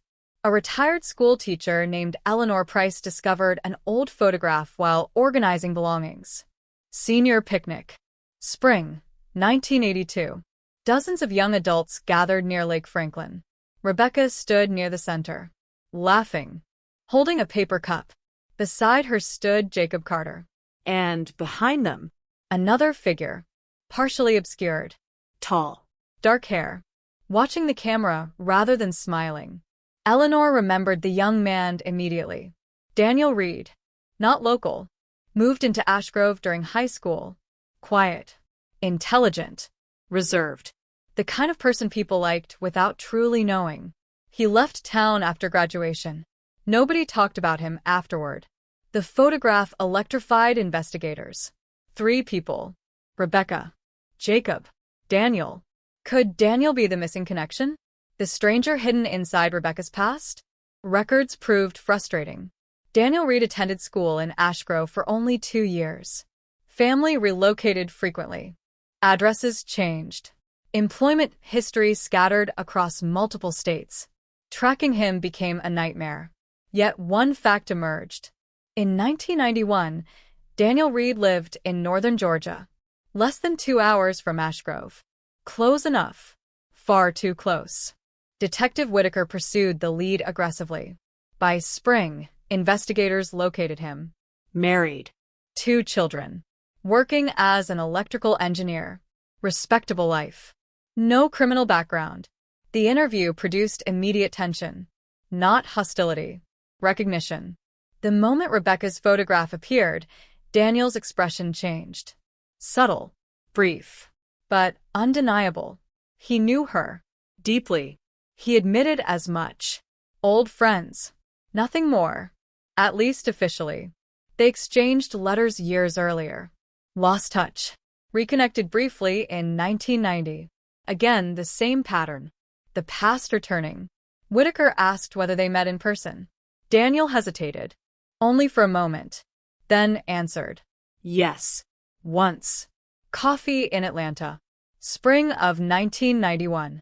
The revelation hit investigators like thunder. Why had nobody known? Why had Rebecca hidden these meetings? Daniel offered an explanation. Rebecca valued privacy. She disliked gossip. Their friendship meant little to anyone else. Perfectly reasonable. Perfectly plausible. And yet, the timing disturbed everyone. Reconnection. Private meetings. Anonymous callers discussing the past. Flowers without signatures. An unidentified man at Magnolia Diner. The pieces drifted closer together. Still not touching. Never touching. Daniel denied seeing Rebecca after June 1991. Denied involvement in her disappearance. Denied visiting Ashgrove in August. No evidence contradicted him. No witnesses placed him near County Route 16. No physical proof existed. Another promising lead settled into uncertainty. Summer approached once more. 3 years. The town organized another candlelight vigil. Attendance remained high. People refused forgetting. That refusal mattered. Cold cases survive through memory. Communities either preserve questions or bury them. Ashgrove preserved. One humid evening after the ceremony, Helen Lawson handed Harold Whitaker a small box. Rebecca's childhood belongings. Previously untouched. Nothing important, she believed. Just memories. Inside sat letters. Greeting cards. School notes. Ordinary fragments of youth. Then Whitaker discovered one envelope without a postmark. Hand-delivered. Undated. Only a single sentence appeared inside. No signature. No explanation. The handwriting belonged to neither Jacob Carter nor Daniel Reed. Forensic analysis offered nothing useful. Another ghost. Another voice speaking the language of memory rather than threat. Some roads always lead back. The phrase echoed against everything investigators now understood. Rebecca returned to old friendships, old conversations, old promises. The road that ended on County Route May 16th had begun years earlier. Autumn descended upon Georgia. Leaves covered sidewalks. Church bells continued ringing every Sunday. Life performed its familiar rituals. But beneath ordinary routines, Detective Harold Whitaker carried a growing conviction. Rebecca Lawson did not disappear because danger entered her world unexpectedly. Danger returned. Quietly. Patiently. Wrapped inside trust and shared history. And somewhere among old photographs, forgotten friendships, and conversations nobody thought important at the time, the truth waited. Not hidden. Simply remembered by the wrong people. And memories, Whitaker was beginning to understand, could be far more unreliable and far more deadly than physical evidence ever dreamed of being. The fourth year began with rain. Endless Georgia rain. The kind that turned dirt roads into rivers of mud and erased footprints before anyone realized they mattered. Detective Harold Whitaker stood beside the window of his office one February morning and stared at the evidence board that had consumed nearly every waking thought of the last 3 years.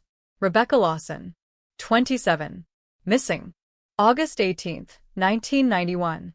No body. No confession. No resolution. Only people. Always people. Jacob Carter. Daniel Reed. The unidentified man from Magnolia Diner. The anonymous caller. The sender of flowers. The author of cryptic notes speaking in riddles about memory, roads, and the past. Individually, none of them proved anything. Together, they formed a shape. A shadow. A history. And Whitaker had become convinced that history itself was the crime scene. Not County Route 16. Not the abandoned farmland. Not the diner. Those were only stages. The real story started years earlier. Somewhere inside friendships nobody fully understood. Meanwhile, Ash Grove continued adapting to absence. The town no longer expected miracles. Rebecca's photograph remained on bulletin boards and church walls, but people had stopped asking when she might come home. Now, they asked different questions. Who knew her secrets? Who had she trusted? Who benefited from silence? The transformation was painful. Missing persons inspire hope. Cold cases inspire suspicion. Everybody became part of the story. Helen Lawson felt that change more than anyone. Strangers still offered prayers. Neighbors still brought casseroles on difficult anniversaries. But curiosity had entered their voices. People wanted explanations. And explanations require complexity. The simple image of Rebecca as an open book had begun to disappear. In its place emerged a more human truth. Even kind people keep private chapters. Spring of 1995 brought a breakthrough so unexpected that seasoned investigators initially refused to believe it. The Georgia Bureau of Investigation had begun digitizing archived telephone records from major regional exchanges. Primitive by modern standards. Incomplete, but useful. During a routine review, technicians discovered something overlooked for years. A payphone call, made from a gas station outside Macon. August 17, 1991. One day before Rebecca disappeared. The call lasted 14 minutes. The destination? Rebecca Lawson's home telephone. The number belonged to no residence. No business. No registered account. It originated from another public phone. A dead end. Yet timing transformed everything. Who calls a woman for 14 minutes the day before she vanishes? Who uses public telephones at both ends? The behavior suggested intention. Privacy. Preparation. Whitaker reopened interviews immediately. Nobody remembered Rebecca mentioning an important conversation. No da ieri entris existit. No notes. Nothing. But Helen Lawson recalled something subtle. Saturday evening, Rebecca seemed unusually thoughtful. Distracted. Not frightened, not upset, simply distant, as though mentally preparing for something inevitable. The memory struck Whitaker with terrible force. People do not become distracted without reason. Something changed during that phone call. Something significant enough to alter the final 24 hours of Rebecca's life. The investigation turned once more toward Daniel Reed. Public telephones existed everywhere. Alibis become complicated when landlines disappear from the equation. This time, investigators pressed harder. Daniel remained cooperative. Yet fatigue had entered his demeanor. The same questions, the same suspicions, the same tragedy lingering over ordinary life. Then he revealed something new. Something he claimed seemed irrelevant years earlier. Rebecca had asked him about returning to Ash Grove permanently. Not for herself. For someone else. A person from their shared past. She never mentioned names. Only memories. The wording remained strange. Daniel remembered it exactly. Some people spend their lives trying to outrun where they came from. The sentence settled heavily inside the room. Again. The past. Always the past. Always returning. Daniel insisted he had no idea whom she meant. Whitaker believed part of that statement. Not all of it. Instinct mattered. And instinct suggested Daniel carried information he considered emotionally dangerous rather than legally incriminating. The distinction frustrated everyone. Summer approached. For years. For long years. Children entering elementary school possessed no memory of Rebecca Lawson as a living person. Only photographs. Only stories. The town itself had begun mythologizing her. People remembered perfection. Kindness. Gentleness. Human beings polish memory. They remove flaws. They simplify complexity. Whitaker resisted that process. Because real investigations demand real people. Not saints. Not symbols. Rebecca deserved truth, even if truth proved uncomfortable. One humid evening in June, another anonymous letter arrived. No fingerprints. No return address. Inside rested a single newspaper clipping about Rebecca's disappearance. Across the headline, written in black ink, appeared 6 words. She went back to finish something. Nothing else. The department erupted. At last, communication beyond vague poetry. At last, intention. Finish something. What? An argument? A promise? A relationship? The wording implied incompleteness. Old business. Unresolved history. Everything Whitaker already feared. Yet without specifics, the message only deepened existing mysteries. Handwriting experts produced no matches. Paper originated from common office supplies. Again, the sender understood anonymity. Understood patience. Understood exactly how much information to reveal without revealing identity. The behavior fascinated Whitaker. This wasn't random cruelty. The anonymous individual wanted investigators looking backward. Consistently. Almost insistently. As though the truth existed in plain sight, buried beneath forgotten memories. Autumn of 1995 introduced another name. Lydia Bennett. Former church volunteer. Former close friend of Rebecca. Recently divorced. Recently returned to Ash Grove after years living in Alabama. Nobody interviewed her extensively during the original investigation because she left town months before Rebecca disappeared. Now circumstances changed. Lydia remembered things others forgot. Rebecca confided in her. Not everything, but enough. According to Lydia, Rebecca maintained correspondence with someone she refused to identify. Letters. Occasional phone calls. Private meetings during trips outside town. Nothing romantic, Lydia believed. Something heavier. More complicated. Once, over coffee in early 1991, Rebecca said something unforgettable. Some people remain important even after they stop being good for you.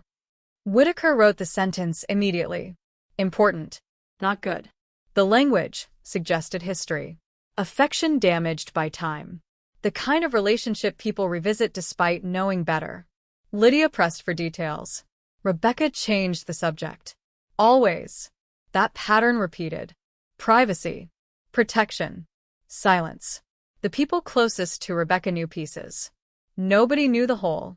Winter returned. Harold Whitaker found himself studying old yearbooks late into the night. Faces. Names. Shared histories. He realized something profoundly unsettling. The investigation possessed too many people from Rebecca's past. Too many reconnections. Too many old friendships resurfacing during the final year of her life. Normal adults move forward. They build careers, families, new identities. Rebecca seemed to move backward, toward unfinished chapters, toward unresolved memories, toward something waiting patiently. One December evening, he visited County Route 16 alone. Again, the road remained unchanged, silent, empty, mercilessly ordinary. Standing beneath cold moonlight, Whitaker considered a possibility he had resisted for years. What if Rebecca chose that location? Not under threat, not through manipulation. What if it represented shared memory? A place meaningful to someone from her past? The idea terrified him. Because trusted places create vulnerable moments. People lower their guard where nostalgia exists. They believe old roads lead toward understanding. Sometimes they lead somewhere else entirely. As another year closed without answers, Ashgrove learned a difficult truth. Mysteries do not remain stationary. They evolve. They grow roots inside collective memory. They reshape communities. And Rebecca Lawson's disappearance was no longer merely a criminal investigation. It had become a question about human nature itself. How well do we truly know the people we love? How much of their past belongs exclusively to them? And what happens when old promises, old wounds, and old loyalties refuse to stay buried? Somewhere beyond the church bells, beyond the abandoned farmland, beyond every exhausted theory, another person carried the missing pieces. Not a stranger, not an outsider. Someone connected to Rebecca long before August 1991. Someone who understood exactly what she had gone back to finish. And someone who had spent 4 years proving that silence, if protected carefully enough, could become stronger than truth itself. Part 6. The 5th anniversary arrived with no breakthrough, no arrest, and no miracle. Only candles. Only photographs. Only the familiar ache that had settled permanently over Ashgrove. 5 years. Long enough for grief to change shape. Short enough for hope to remain dangerous. By the summer of 1996, Rebecca Lawson's disappearance was no longer treated as an active mystery by people outside the county. State newspapers mentioned it only during anniversaries. Television crews stopped calling. New crimes occupied public attention. But inside Ashgrove, nothing had ended. People still locked their doors earlier than they had before 1991. Women still glanced twice into parking lots after evening church services. Parents still warned teenagers about County Route 16. The road itself had become folklore. Children whispered stories about it. Adults avoided discussing it after dark. Places absorb memory. And memory changes geography. Detective Harold Whitaker understood that better than anyone. He also understood something else. The anonymous messages had never lied. Cryptic? Yes. Frustrating? Absolutely. But every message pushed investigators in exactly one direction. Backward. Toward history. Toward unfinished business. Toward the people Rebecca once trusted. She went back to finish something. You're looking for the past. She trusted somebody she shouldn't have. Different voices. Different years. The same underlying truth. The danger was never new. The danger returned. Spring of 1996 produced a development so small that another detective might have ignored it. Whitaker didn't. The Magnolia Diner changed ownership. During renovations, workers discovered an old reservation notebook stored inside a cabinet behind the counter. Most pages contained meaningless information. Birthdays, church gatherings, community meetings. Then one entry caught everyone's attention. August 18, 1991. 9 p.m. Corner booth. Reserved under a single initial. R. Nothing else. No surname. No telephone number. No explanation. The owner from that period had died 2 years earlier. Questions died with him. Yet the detail mattered enormously. Rebecca and the unknown man had not chosen the booth spontaneously. Someone planned the meeting. Someone called ahead. Someone wanted privacy guaranteed. Whitaker stared at the faded letter for hours. Rebecca? Or someone else entirely? The ambiguity felt almost intentional. The case had become a machine that produced uncertainty from certainty. Every answer contained another locked door. Meanwhile, Helen Lawson continued preserving her daughter's memory with a devotion that bordered on sacred ritual. Rebecca's room remained untouched. Her books remained alphabetized exactly as she left them. Fresh flowers appeared beside her photograph every Sunday morning. Neighbors occasionally suggested moving on. Helen ignored them. Moving on required a destination. She possessed only questions. One rainy afternoon, while organizing old family albums, Helen discovered something previously overlooked. A photograph from 1983. County Fair. Summer sunlight. Rebecca, Jacob Carter, Lydia Bennett, and Daniel Reed, all together, laughing, young, carefree. The image itself revealed nothing extraordinary. The back of the photograph did. Written in Rebecca's handwriting. Some friendships survive distance. Others survive silence. No names. No explanation. Just another sentence speaking the language of memory. Whitaker felt the familiar chill running through him. Silence. Always silence. The investigation possessed witnesses. It possessed acquaintances. It possessed people who remembered fragments. What it lacked was someone willing to explain the emotional architecture connecting everyone together. Relationships leave fingerprints invisible to forensic science. Those fingerprints mattered now. Summer deepened. Humidity wrapped around Ashgrove like a heavy blanket. The 5th anniversary vigil drew hundreds. More than expected. People feared forgetting. And fear of forgetting creates commitment. During the ceremony, Reverend Thomas Green delivered a message that stayed with the town for years. Truth has patience. Human beings often do not. The sentence appeared in newspapers across Georgia. Harold Whitaker copied it into his notebook. Truth has patience. He hoped the Reverend was right, because patience was all the investigation possessed. Then, in September, something extraordinary happened. A retired postal employee named Martha Ellison contacted authorities after hearing an anniversary radio program. Her memory centered on a single afternoon, July 1991, 1 month before Rebecca disappeared. Rebecca visited the post office and rented a temporary postal box. Cash payment. 3-month duration. No explanation. The box remained active until October. Investigators had never known it existed. Nobody had checked. Nobody thought to ask. The discovery felt monumental.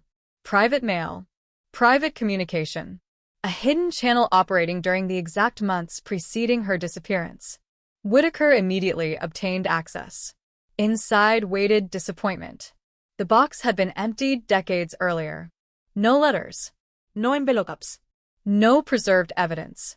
Nothing. Except one detail. Martha remembered Rebecca receiving handwritten correspondence. Not bills. Not advertisements. Personal letters. Several each month.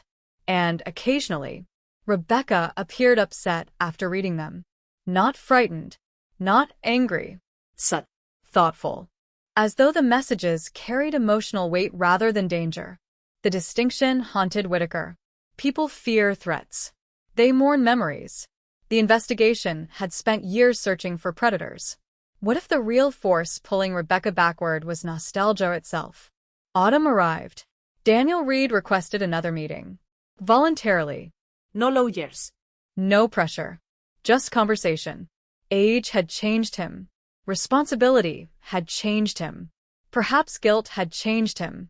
He admitted something new. Rebecca contacted him repeatedly during early 1991. More than he originally disclosed.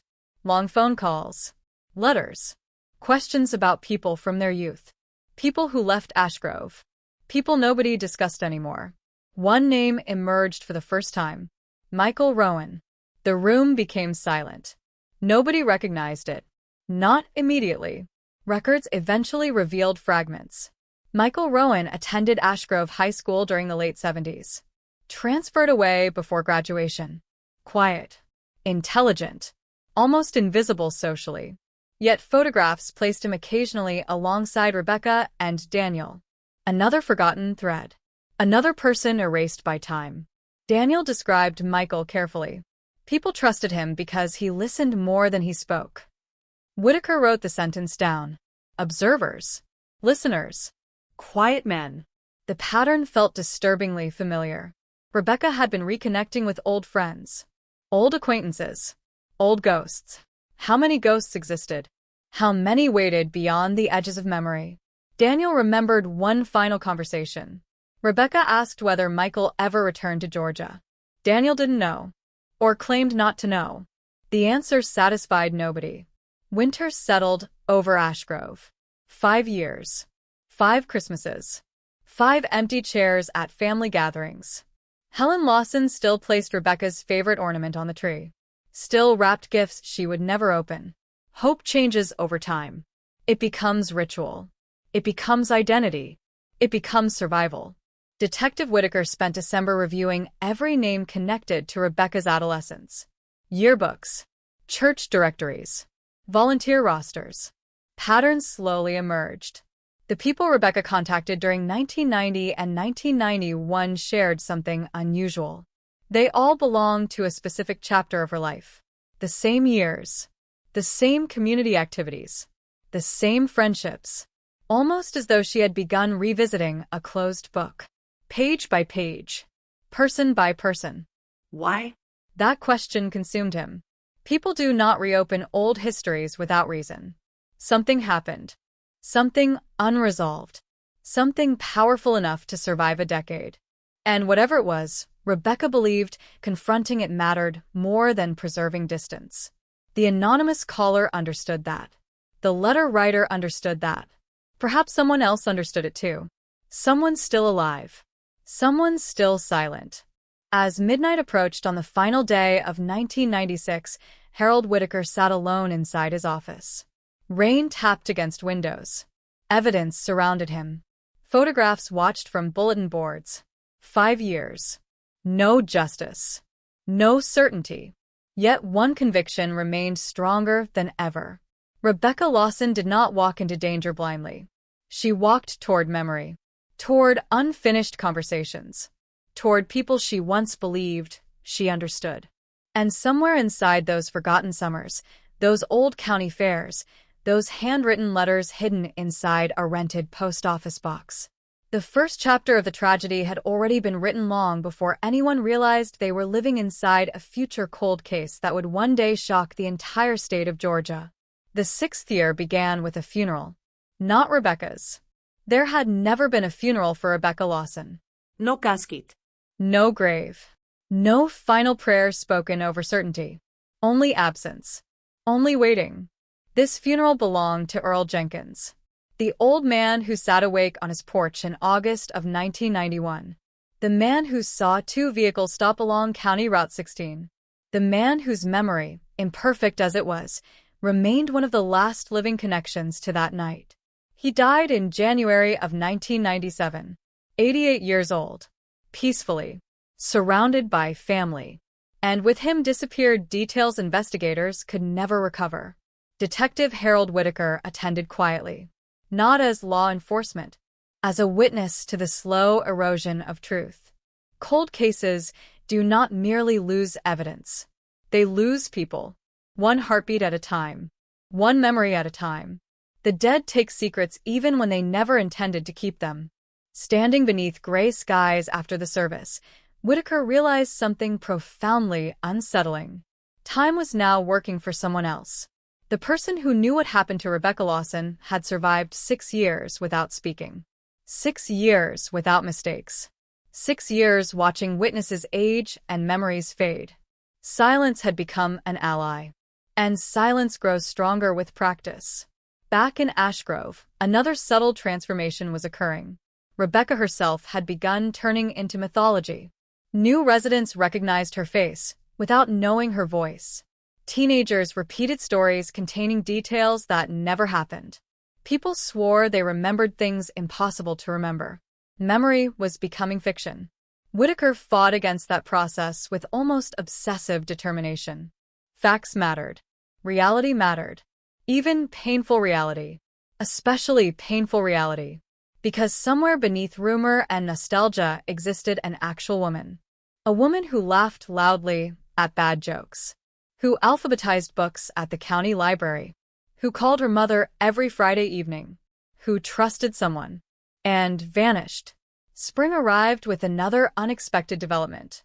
The Georgia Bureau of Investigation launched a pilot project reviewing unresolved cases involving handwritten correspondence. Advancements in document analysis promised possibilities unavailable during the early 90s. Rebecca's anonymous letters entered examination once more. Most investigators expected nothing. Technology creates hope. Reality usually creates disappointment. This time proved different. Analysts discovered a remarkable pattern. The anonymous messages had not been written naturally. The author deliberately altered handwriting characteristics, pressure points, letter spacing, slant direction. Yet beneath those modifications remained traces impossible to completely disguise. Educational habits, regional writing styles, age indicators. The conclusion startled everyone. The writer likely attended school in Georgia during the late 70s or early 80s. College educated. Male. Comfortable with formal language. Patient. Disciplined. Not impulsive. Whitaker stared at the report in silence. Male. Educated. Connected to Georgia. Connected to the past. The circle continued tightening. Daniel Reed matched portions of the profile. Jacob Carter matched others. Michael Rowan remained a complete mystery. And perhaps there were names investigators still hadn't discovered. The realization exhausted him. Human history branches endlessly. One friendship creates another. One summer introduces 10 new faces. Finding the correct thread after 6 years felt nearly impossible.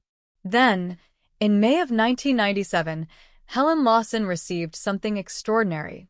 A package. No return address. No postmark from any nearby town. Inside rested a single cassette tape. Nothing else. No note. No explanation. The sheriff's department immediately secured it. The atmosphere during playback was unbearable. Static. Several seconds of silence. Then music. Soft piano. An old church hymn frequently performed at St. Matthew's during the early 80s. Halfway through the recording, another sound emerged. Voices. Distant. Young. Laughing. The quality remained terrible. Almost unusable. Yet one voice unmistakably belonged to Rebecca. Helen identified it instantly. Tears filled the room. For the first time in 6 years, they heard her alive. Breathing. Laughing. Existing. The recording lasted 43 seconds. Then ended. No clues.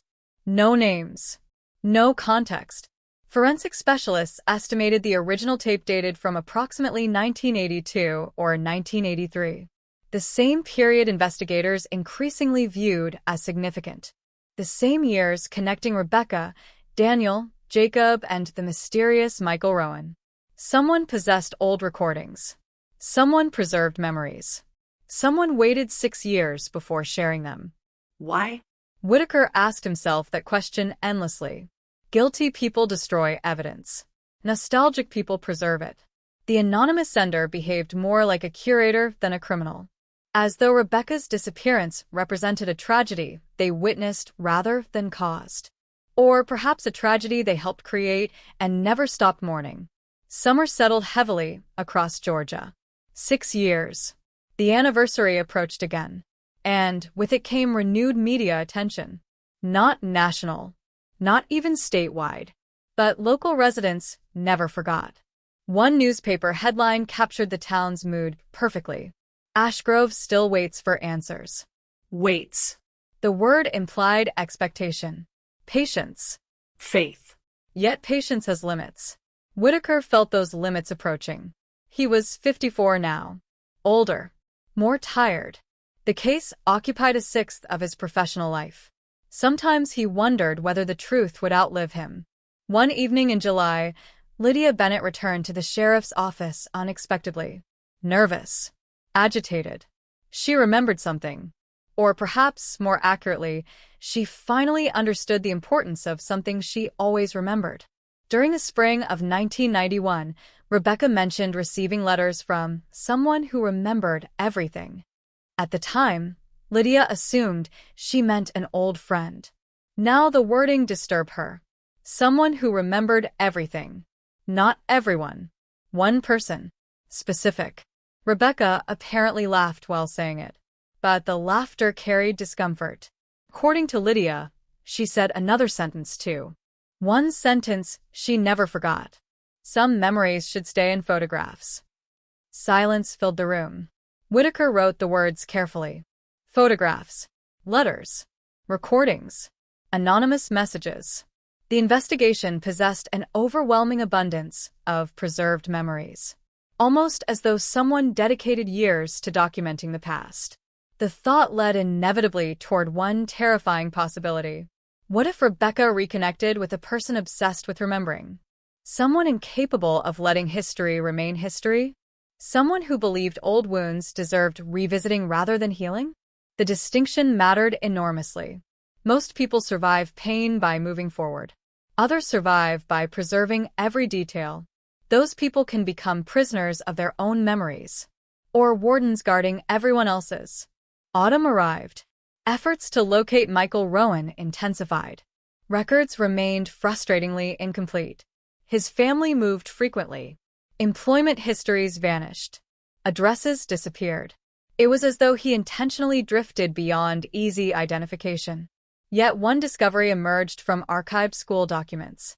Michael belonged to the photography club. Daniel Reed belonged too. Rebecca occasionally volunteered during exhibitions. The connection seemed small, insignificant, until investigators remembered the anonymous photograph mailed years earlier. The candid image outside the library. Professional quality. Carefully preserved. Suddenly photography stopped being a hobby. It became a potential thread. People who photograph moments often struggle to release them. They collect time, preserve emotion, build private museums of memory. The implications unsettled Whitaker profoundly. Winter returned. Another year gone. Another layer of distance separating Ashgrove from August 1991. The town carried on. New businesses opened. Children graduated. Families relocated. Life insisted upon motion. Yet every December, Helen Lawson still placed Rebecca's stocking above the fireplace.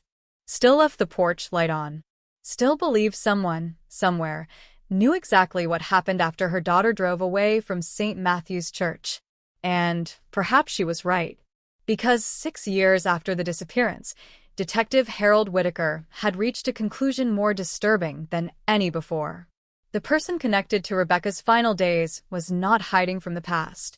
They were living inside it, preserving it, protecting it, feeding it. And if memories truly formed the center of this mystery, then somewhere among old photographs, forgotten cassette tapes, handwritten letters, and voices captured decades earlier, the answer had been quietly waiting all along, hidden not by darkness, but by nostalgia powerful enough to survive almost anything except the truth. The 7th year began with a realization that frightened Detective Harold Whitaker more than any anonymous letter, any unidentified fingerprint, or any midnight phone call ever had. The case was becoming older than some of the deputies now working beside him. Young officers entered the department already knowing Rebecca Lawson as a legend. A photograph. A file number. A mystery. They never knew the summer before she disappeared. They never knew Ashgrove when people still left doors unlocked at night. They inherited consequences without understanding origins. And that, Whitaker believed, was how truth slowly died. Not through lies. Through distance. January 1998 brought bitter cold across northern Georgia. Church attendance increased. Conversations shortened. The town carried itself with the weary dignity of a community that had learned how to coexist with unanswered questions. Yet beneath that surface, something unusual was happening. People were talking again. Not about suspects. Not about theories. About memories. The anniversary articles from the previous year had triggered something unexpected. Former residents returned to Ashgrove. Old classmates reconnected. Forgotten photographs emerged from storage boxes. The past, long dormant, had begun moving. And whenever the past moved, Rebecca Lawson's name appeared beside it. Whitaker encouraged every conversation, every reunion, every recollection, because he had abandoned the idea that evidence alone would solve the mystery. Human beings created this case. Human memory might ultimately resolve it. One rainy afternoon in February, a librarian from Macon contacted the sheriff's department. She had recognized Rebecca's face from a newspaper feature. The memories seemed insignificant. Yet insignificant memories had become the lifeblood of the investigation. During the spring of 1991, Rebecca visited the university archives several times. Not for library work. Not for personal research. She requested access to local newspaper collections from the late 70s and early 80s. Specifically, community sections, church events, school activities, county fairs, ordinary life. The request stunned investigators. Rebecca wasn't studying history. She was revisiting it, systematically, methodically, page by page. What was she looking for? Or perhaps more importantly, who? The librarian remembered one detail with remarkable clarity. Rebecca spent considerable time examining articles involving a youth volunteer program called Summer Horizons. The name meant nothing to most investigators. Until old records surfaced. Summer Horizons operated between 1979 and 1983. Church-sponsored, community-oriented. Teenagers organized events, reading programs, and charity drives. Participants included dozens of Ashgrove residents. Among them, Rebecca Lawson, Jacob Carter, Daniel Reed, and Michael Rowan. The same circle, the same years, the same ghosts. The realization struck Whitaker like a physical blow. Everything connected to that period. Everything. The anonymous letters, the photographs, the cassette recording, Rebecca's renewed friendships, her secret correspondence, the unknown business she returned to finish. Whatever happened in 1991 had roots extending deep into Summer Horizons, deep into youthful memories nobody wanted to revisit publicly. The investigation reopened that chapter immediately. Former participants were interviewed. Most remembered happiness, community service, bonfires, church gatherings, harmless nostalgia. Yet beneath cheerful recollections lingered discomfort.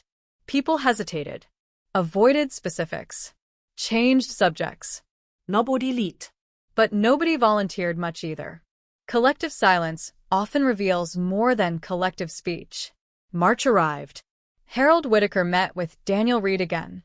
This time, he asked directly, "What happened during Summer Horizons?" Daniel remained quiet for several moments, then answered carefully, "Nothing criminal." The wording bothered Whitaker instantly. Nothing criminal. Not nothing bad. Not nothing traumatic. Nothing criminal. An important distinction. Daniel elaborated. Teenagers formed complicated relationships. People hurt one another. Promises were broken. Friendships ended. Ordinary human experiences magnified by youth. Still, he admitted something previously withheld.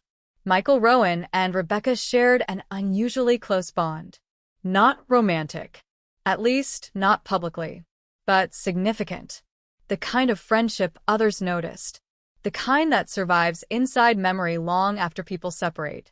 When asked why Rebecca began reconnecting with everyone in 1991, Daniel offered an answer that left the detective speechless. Maybe she wanted to remember things correctly before it was too late. Correctly. The word echoed. Memory again. Accurate memory. Distorted memory. Conflicting memory. The entire investigation revolved around how people remembered the same past differently. Summer approached. 7 years. An entire elementary education. Children born after Rebecca disappeared now rode bicycles past her photograph displayed in local businesses. They asked parents who she was. Parents answered carefully. Nobody wanted to explain evil. Nobody wanted to explain uncertainty. Meanwhile, Helen Lawson continued living between hope and exhaustion. Age had begun changing her. Gray hair, slower movements, longer silences. Yet every Friday evening, she still placed a second cup beside her own. Routine had become prayer. One evening in June, she remembered something astonishing. Rebecca kept a disposable camera during the summer of 1991. A cheap one. Nothing special. Helen assumed the photographs were developed years earlier. Apparently not. After searching storage boxes, investigators discovered the camera. Unused. Unopened. Forgotten. The department held its breath. Forensic specialists handled it with extraordinary care. 7 years had passed. The film might be destroyed. It wasn't. 36 exposures. 31 recoverable images. The first photographs revealed ordinary life. Library events. Church gatherings. Family dinners. Nothing remarkable. Then the final 6 images appeared. And everything changed. Photograph 31. An abandoned picnic shelter near Lake Franklin. Photograph 32. A wooded walking path. Photograph 33. A group shot from years earlier being rephotographed. Summer horizons. Rebecca, Jacob, Daniel, Michael. All visible. Photograph 34. A close-up of Michael Rowan. Cut from an older picture. Worn edges. Handled repeatedly. Photograph 35. A handwritten note. Only 5 words. We owe the past truth. Photograph 36. Completely black. No image. No explanation. The sheriff's department fell into stunned silence. Rebecca deliberately documented something. A journey. An investigation of her own. She wasn't randomly reconnecting with old friends. She was pursuing answers. The question that haunted everyone became unavoidable. Answers to what? Who owed the past truth? And why did Michael Rowan occupy the final identifiable image? The man remained missing. Not legally. Not officially. Simply absent. Unreachable. Untraceable. A human blank space. The more investigators searched, the more elusive he became. Autumn brought renewed energy. Media outlets returned. New headlines emerged. Georgia cold case focuses on decades OLD connections. Investigators examine mysterious youth program ties. The public sense movement. For the first time in years, optimism resurfaced. Harold Whitaker remained cautious. Hope creates momentum. It also creates disappointment. Yet privately, he acknowledged something extraordinary. Rebecca Lawson had been conducting her own investigation before she vanished. Revisiting memories. Collecting evidence. Photographing old images. Contacting former friends. The realization altered everything. Perhaps she discovered something. Perhaps she remembered something differently. Perhaps she challenged a version of history others preferred maintaining. Human beings tolerate secrets. They rarely tolerate the destruction of shared myths. Winter settled over Georgia once more. 7 years. No resolution. Still no body. Still no confession. Yet the mystery had evolved beyond simple disappearance. Now it carried another dimension entirely. What truth from the early 80s had Rebecca been trying to uncover? What memory required correction? And why did every path continue leading toward a man who seemed to have vanished from public life almost as completely as Rebecca herself? Detective Harold Whitaker sat alone one December evening, studying photograph 35. We owe the past truth. 5 words. Simple. Direct. Terrifying. Because if Rebecca truly believed the past demanded honesty, then someone else might have believed the exact opposite. Someone who understood that certain memories survive only as long as nobody asks the wrong questions. And somewhere, beyond Georgia highways and forgotten addresses, Michael Rowan might still be carrying answers capable of shattering an entire community's understanding of what really happened long before August 18, 1991. long before Rebecca Lawson ever disappeared. Long before Ashgrove learned that the deadliest secrets are not always buried in the ground. Sometimes they are preserved lovingly, carefully, and silently inside memory itself. Part 9. The 8th year began with a name that had spent nearly 2 decades hiding in plain sight. Michael Rowan. For years, he existed only as a shadow inside photographs. A face at the edge of group pictures. A quiet teenager remembered vaguely by former classmates. A missing thread in a tapestry everyone else still inhabited. Now he had become the center of everything. And Detective Harold Whitaker intended to find him, no matter how long it took. January of 1999 brought renewed urgency. The discovery of Rebecca's undeveloped camera changed public perception overnight. People no longer viewed her disappearance as random. The narrative shifted. Rebecca Lawson had been searching for something, investigating something, remembering something. The final photographs proved intention. The question haunting Ashgrove was no longer simply what happened in August of 1991. The question had become far more disturbing. What happened years earlier that forced Rebecca to revisit her entire past? The state assigned additional resources. Limited resources. Temporary resources. But enough. Enough to chase old records and forgotten names. Enough to follow Michael Rowan's trail. The search resembled assembling a human being from dust. Birth certificates. School registrations. Utility bills. Temporary employment forms. Everything fragmented.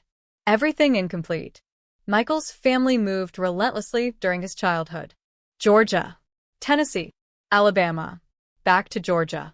No stability. No permanent roots. Former neighbors remembered politeness. Intelligence. Silence. Always silence. One description appeared repeatedly. He listened more than he talked.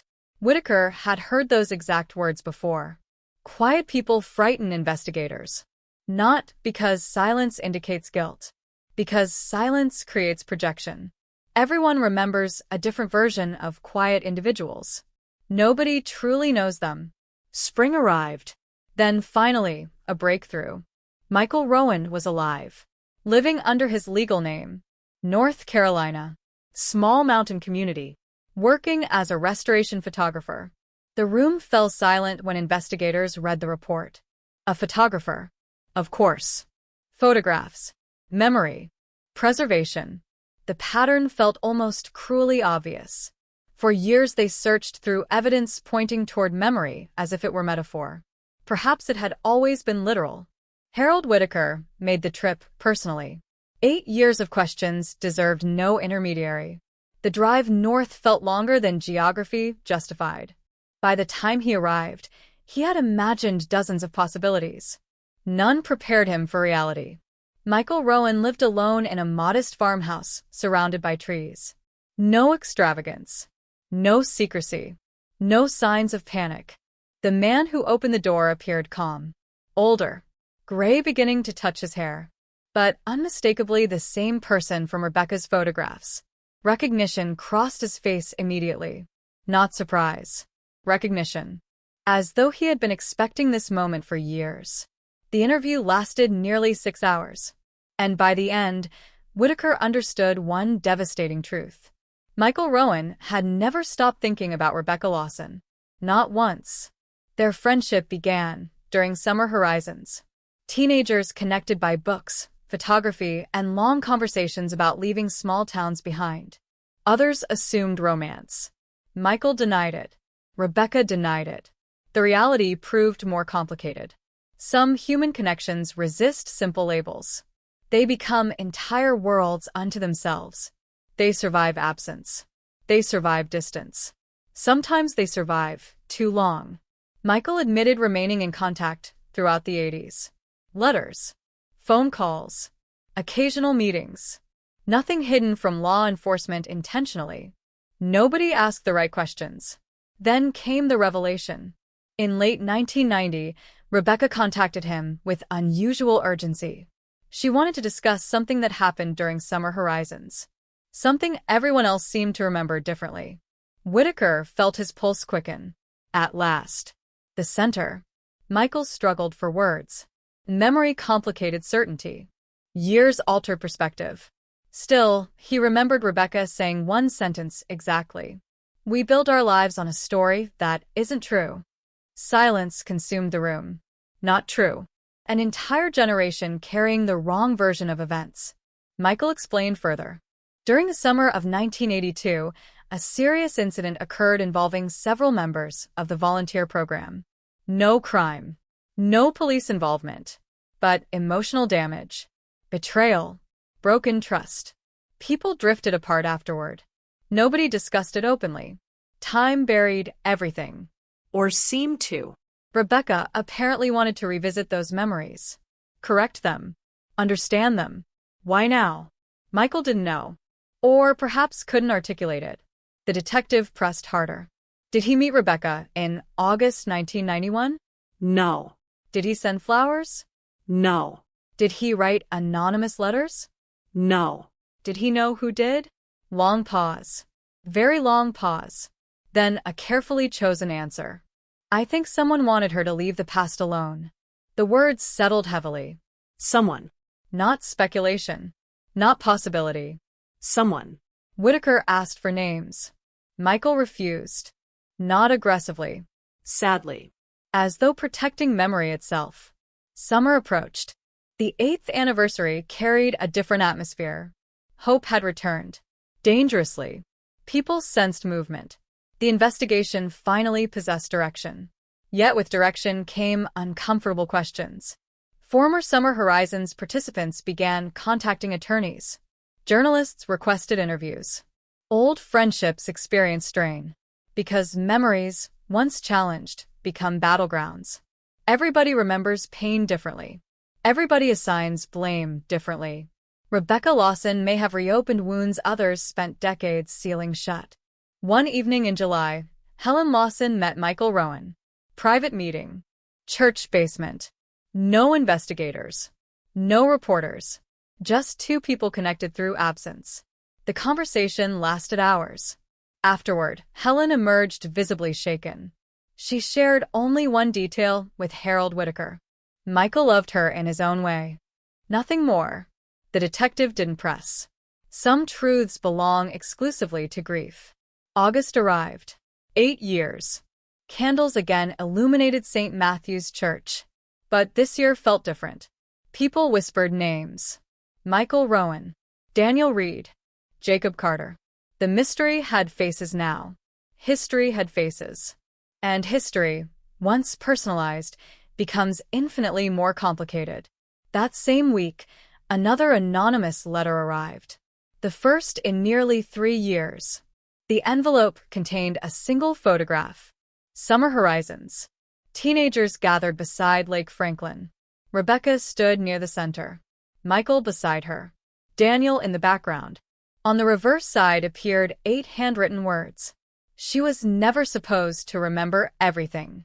Nothing else. No signature. No fingerprints. The sentence exploded through the investigation. Remember everything. The phrase echoed previous messages. Memory. Truth. The past. Suddenly, Rebecca's disappearance appeared less connected to actions than recollections. What exactly had she remembered? What knowledge proved so dangerous? Whitaker revisited Michael immediately. This time, the photographer seemed exhausted. Tired of carrying history. Tired of preserving moments nobody else wanted preserved. He admitted something new. After Summer Horizons ended, participants made an unspoken agreement. Move forward. Do not revisit old conflicts. Do not reopen painful events. Lives separate lives. Rebecca honored that silence for years. Until 1990. Something changed. She began asking questions. Requesting photographs. Comparing memories. Seeking inconsistencies. The detective asked the obvious question. What was she trying to prove? Michael looked away. Toward mountains disappearing into evening mist. Then answered quietly. That one person had been protecting themselves with everybody else's silence. The statement sent chills through Whitaker. One person. Not a group. Not collective guilt. An individual.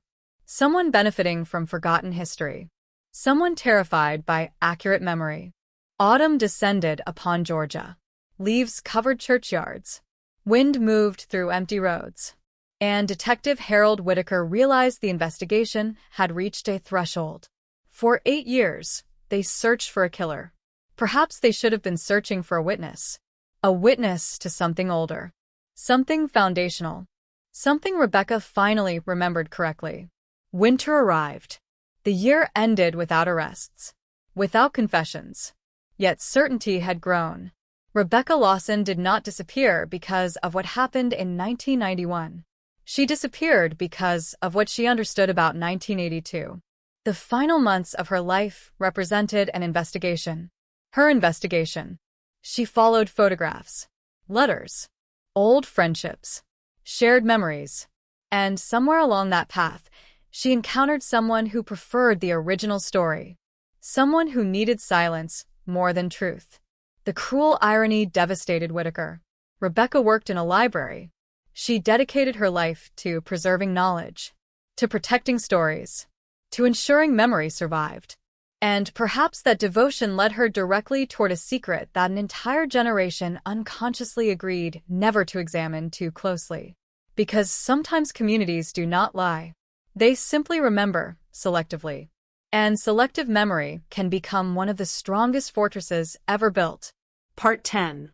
The 9th year began with a sentence that Detective Harold Whitaker wrote across the top of a yellow legal pad and kept beside his desk for months.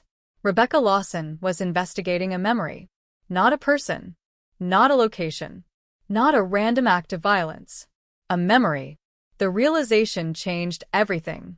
For nearly a decade, investigators had worked under traditional assumptions. Motive. Opportunity. Means. Suspects. Evidence.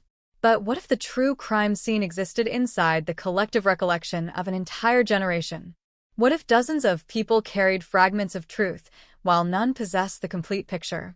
Human beings rarely remember events. They remember versions of events. And versions can become prisons. January 2000 approached with a strange energy that accompanied a new millennium. Across America, people celebrated beginnings. In Ash Grove, they remained trapped inside an ending that never arrived. 9 years. 9 birthdays Rebecca never celebrated. 9 Christmas stockings Helen Lawson continued hanging above her fireplace. 9 years of a porch light that had never once been turned off. Neighbors stopped mentioning it long ago. The light had become part of the landscape. Like church bells. Like County Route 16. Like grief itself. Meanwhile, Michael Rowan's existence complicated everything. The man was cooperative, intelligent, patient, and deeply protective of the past. He answered questions carefully, sometimes too carefully, not with deception, with reverence, as though memories deserved safeguarding regardless of their consequences. Whitaker found that instinct profoundly unsettling. Truth demands exposure. Memory often demands preservation. The two are not always compatible. Spring brought another development. An investigative journalist from Atlanta named Claire Bennett contacted the sheriff's department. She had been researching youth volunteer programs across Georgia during the late 70s and early 80s. One program stood out. Summer Horizons. Not because of scandal, because of disappearance. The organization dissolved suddenly in 1983. No ceremony. No continuation. No official explanation. Records vanished. Financial documents remained incomplete.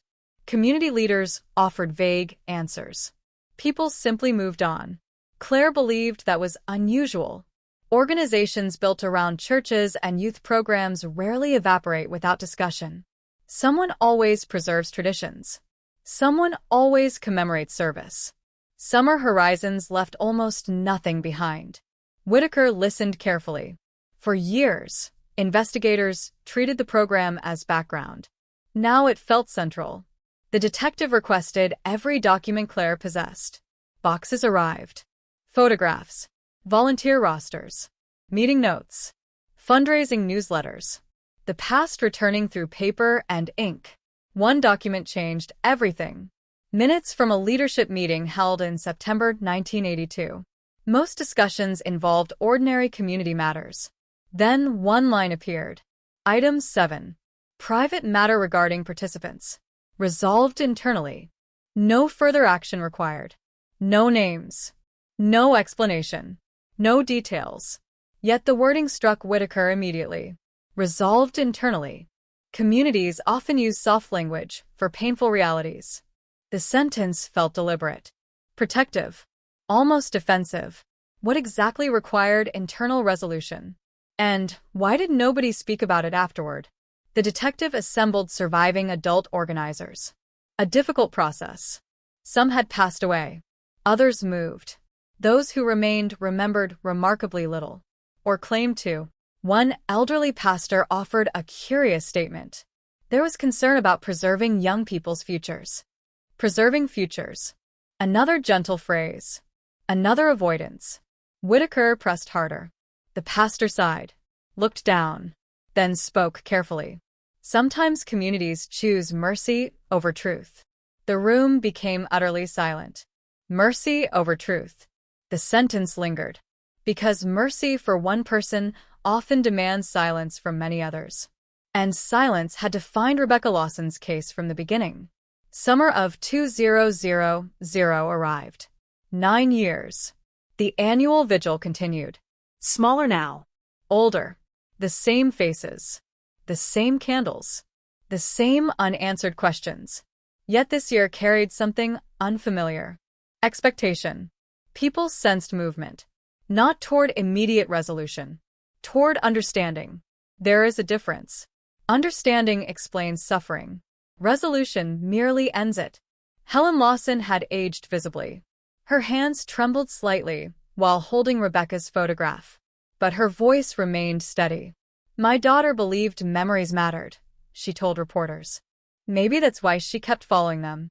The statement struck Whitaker deeply. Following memories. Yes. That was precisely what Rebecca had done. And perhaps memories led somewhere dangerous because they challenged a carefully maintained peace. One humid evening in July, Daniel Reed contacted investigators unexpectedly. He wanted another conversation. Private. No recordings. No attorneys. The meeting took place inside St. Matthew's Church after sunset. Daniel appeared exhausted. The kind of exhaustion that accumulates over decades. He sat quietly for several moments before speaking. We all agreed never to talk about it again. Whitaker felt his heartbeat quicken. At last. Something concrete. Something real. What happened? He asked. Daniel closed his eyes. Nobody died. A pause. Nobody committed a crime. Another pause. But somebody was blamed for something they didn't do. Silence. The detective waited. Daniel continued. Summer Horizons organized a retreat near Lake Franklin in August of 1982. Teenagers. Campfires. Volunteer activities. Ordinary memories. Then an incident occurred involving missing donations intended for community projects. Money disappeared. Not enormous amounts. Enough to create concern. Suspicion fell upon one participant. Michael Rowan. The quiet outsider. The boy whose family moved constantly. The boy without deep local roots. According to Daniel, everyone accepted the explanation too quickly. No investigation. No proof. Just assumptions. Michael left Ashgrove shortly afterward. Summer Horizons collapsed within a year. Life continued. Whitaker stared in disbelief. Missing money?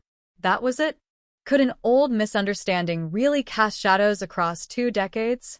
Daniel shook his head. That wasn't the important part. The room tightened. Rebecca, apparently, never believed Michael was guilty. Neither did Daniel. But nobody challenged the community's consensus. Silence preserved harmony. Michael disappeared from local memory. People avoided uncomfortable conversations. Mercy over truth. The phrase returned with devastating clarity. Rebecca revisited the past because she discovered inconsistencies. Letters. Photographs. Financial records. People remembering events differently. She wanted correction. Justice. Closure. Not legal closure. Moral closure. The detective asked the obvious question. Did someone fear what she might uncover? Daniel answered without hesitation. Absolutely. The certainty stunned him. Names? Daniel refused. Not because he didn't know. Because memory itself remained uncertain. People changed. Motives blurred. The past became fog. Yet one conviction remained. Someone built an entire adult identity upon a version of 1982 that could not survive scrutiny. Autumn descended across Georgia. Leaves gathered along church pathways. Children played beneath trees that witnessed generations growing older. And Whitaker felt closer to truth than ever before. Still no evidence connected anyone to Rebecca's disappearance. Still no physical proof. But motive? Now motive existed. Not greed. Not passion. Preservation. Protecting old narratives. Protecting reputations. Protecting lives constructed upon selective memory. The anonymous letters suddenly felt different. She was never supposed to remember everything. Not a threat. A lament. Someone watching Rebecca recover truths long buried. Someone understanding exactly how dangerous accurate memory could become. Winter arrived. The millennium changed. Computers modernized investigations. DNA science advanced rapidly. Cold cases across America experienced new hope. Yet Rebecca Lawson remained elusive. No biological evidence existed. No body waited for identification. Only stories. Only people. Only memory. Harold Whitaker spent Christmas Eve alone inside the sheriff's office reviewing Summer Horizons documents. Children smiling in faded photographs. Young faces untouched by future regret. Rebecca. Michael. Daniel. Jacob. An entire generation frozen in time. He realized something heartbreaking. The mystery wasn't destroying strangers. It was destroying people who once loved one another. People who built bonfires together. Shared dreams together. Promised lifelong friendship. Then watched silence grow stronger than loyalty. Somewhere among those old photographs existed the first fracture. The first lie. The first act of collective forgetting. And when Rebecca Lawson decided to remember differently, history itself may have decided to push back.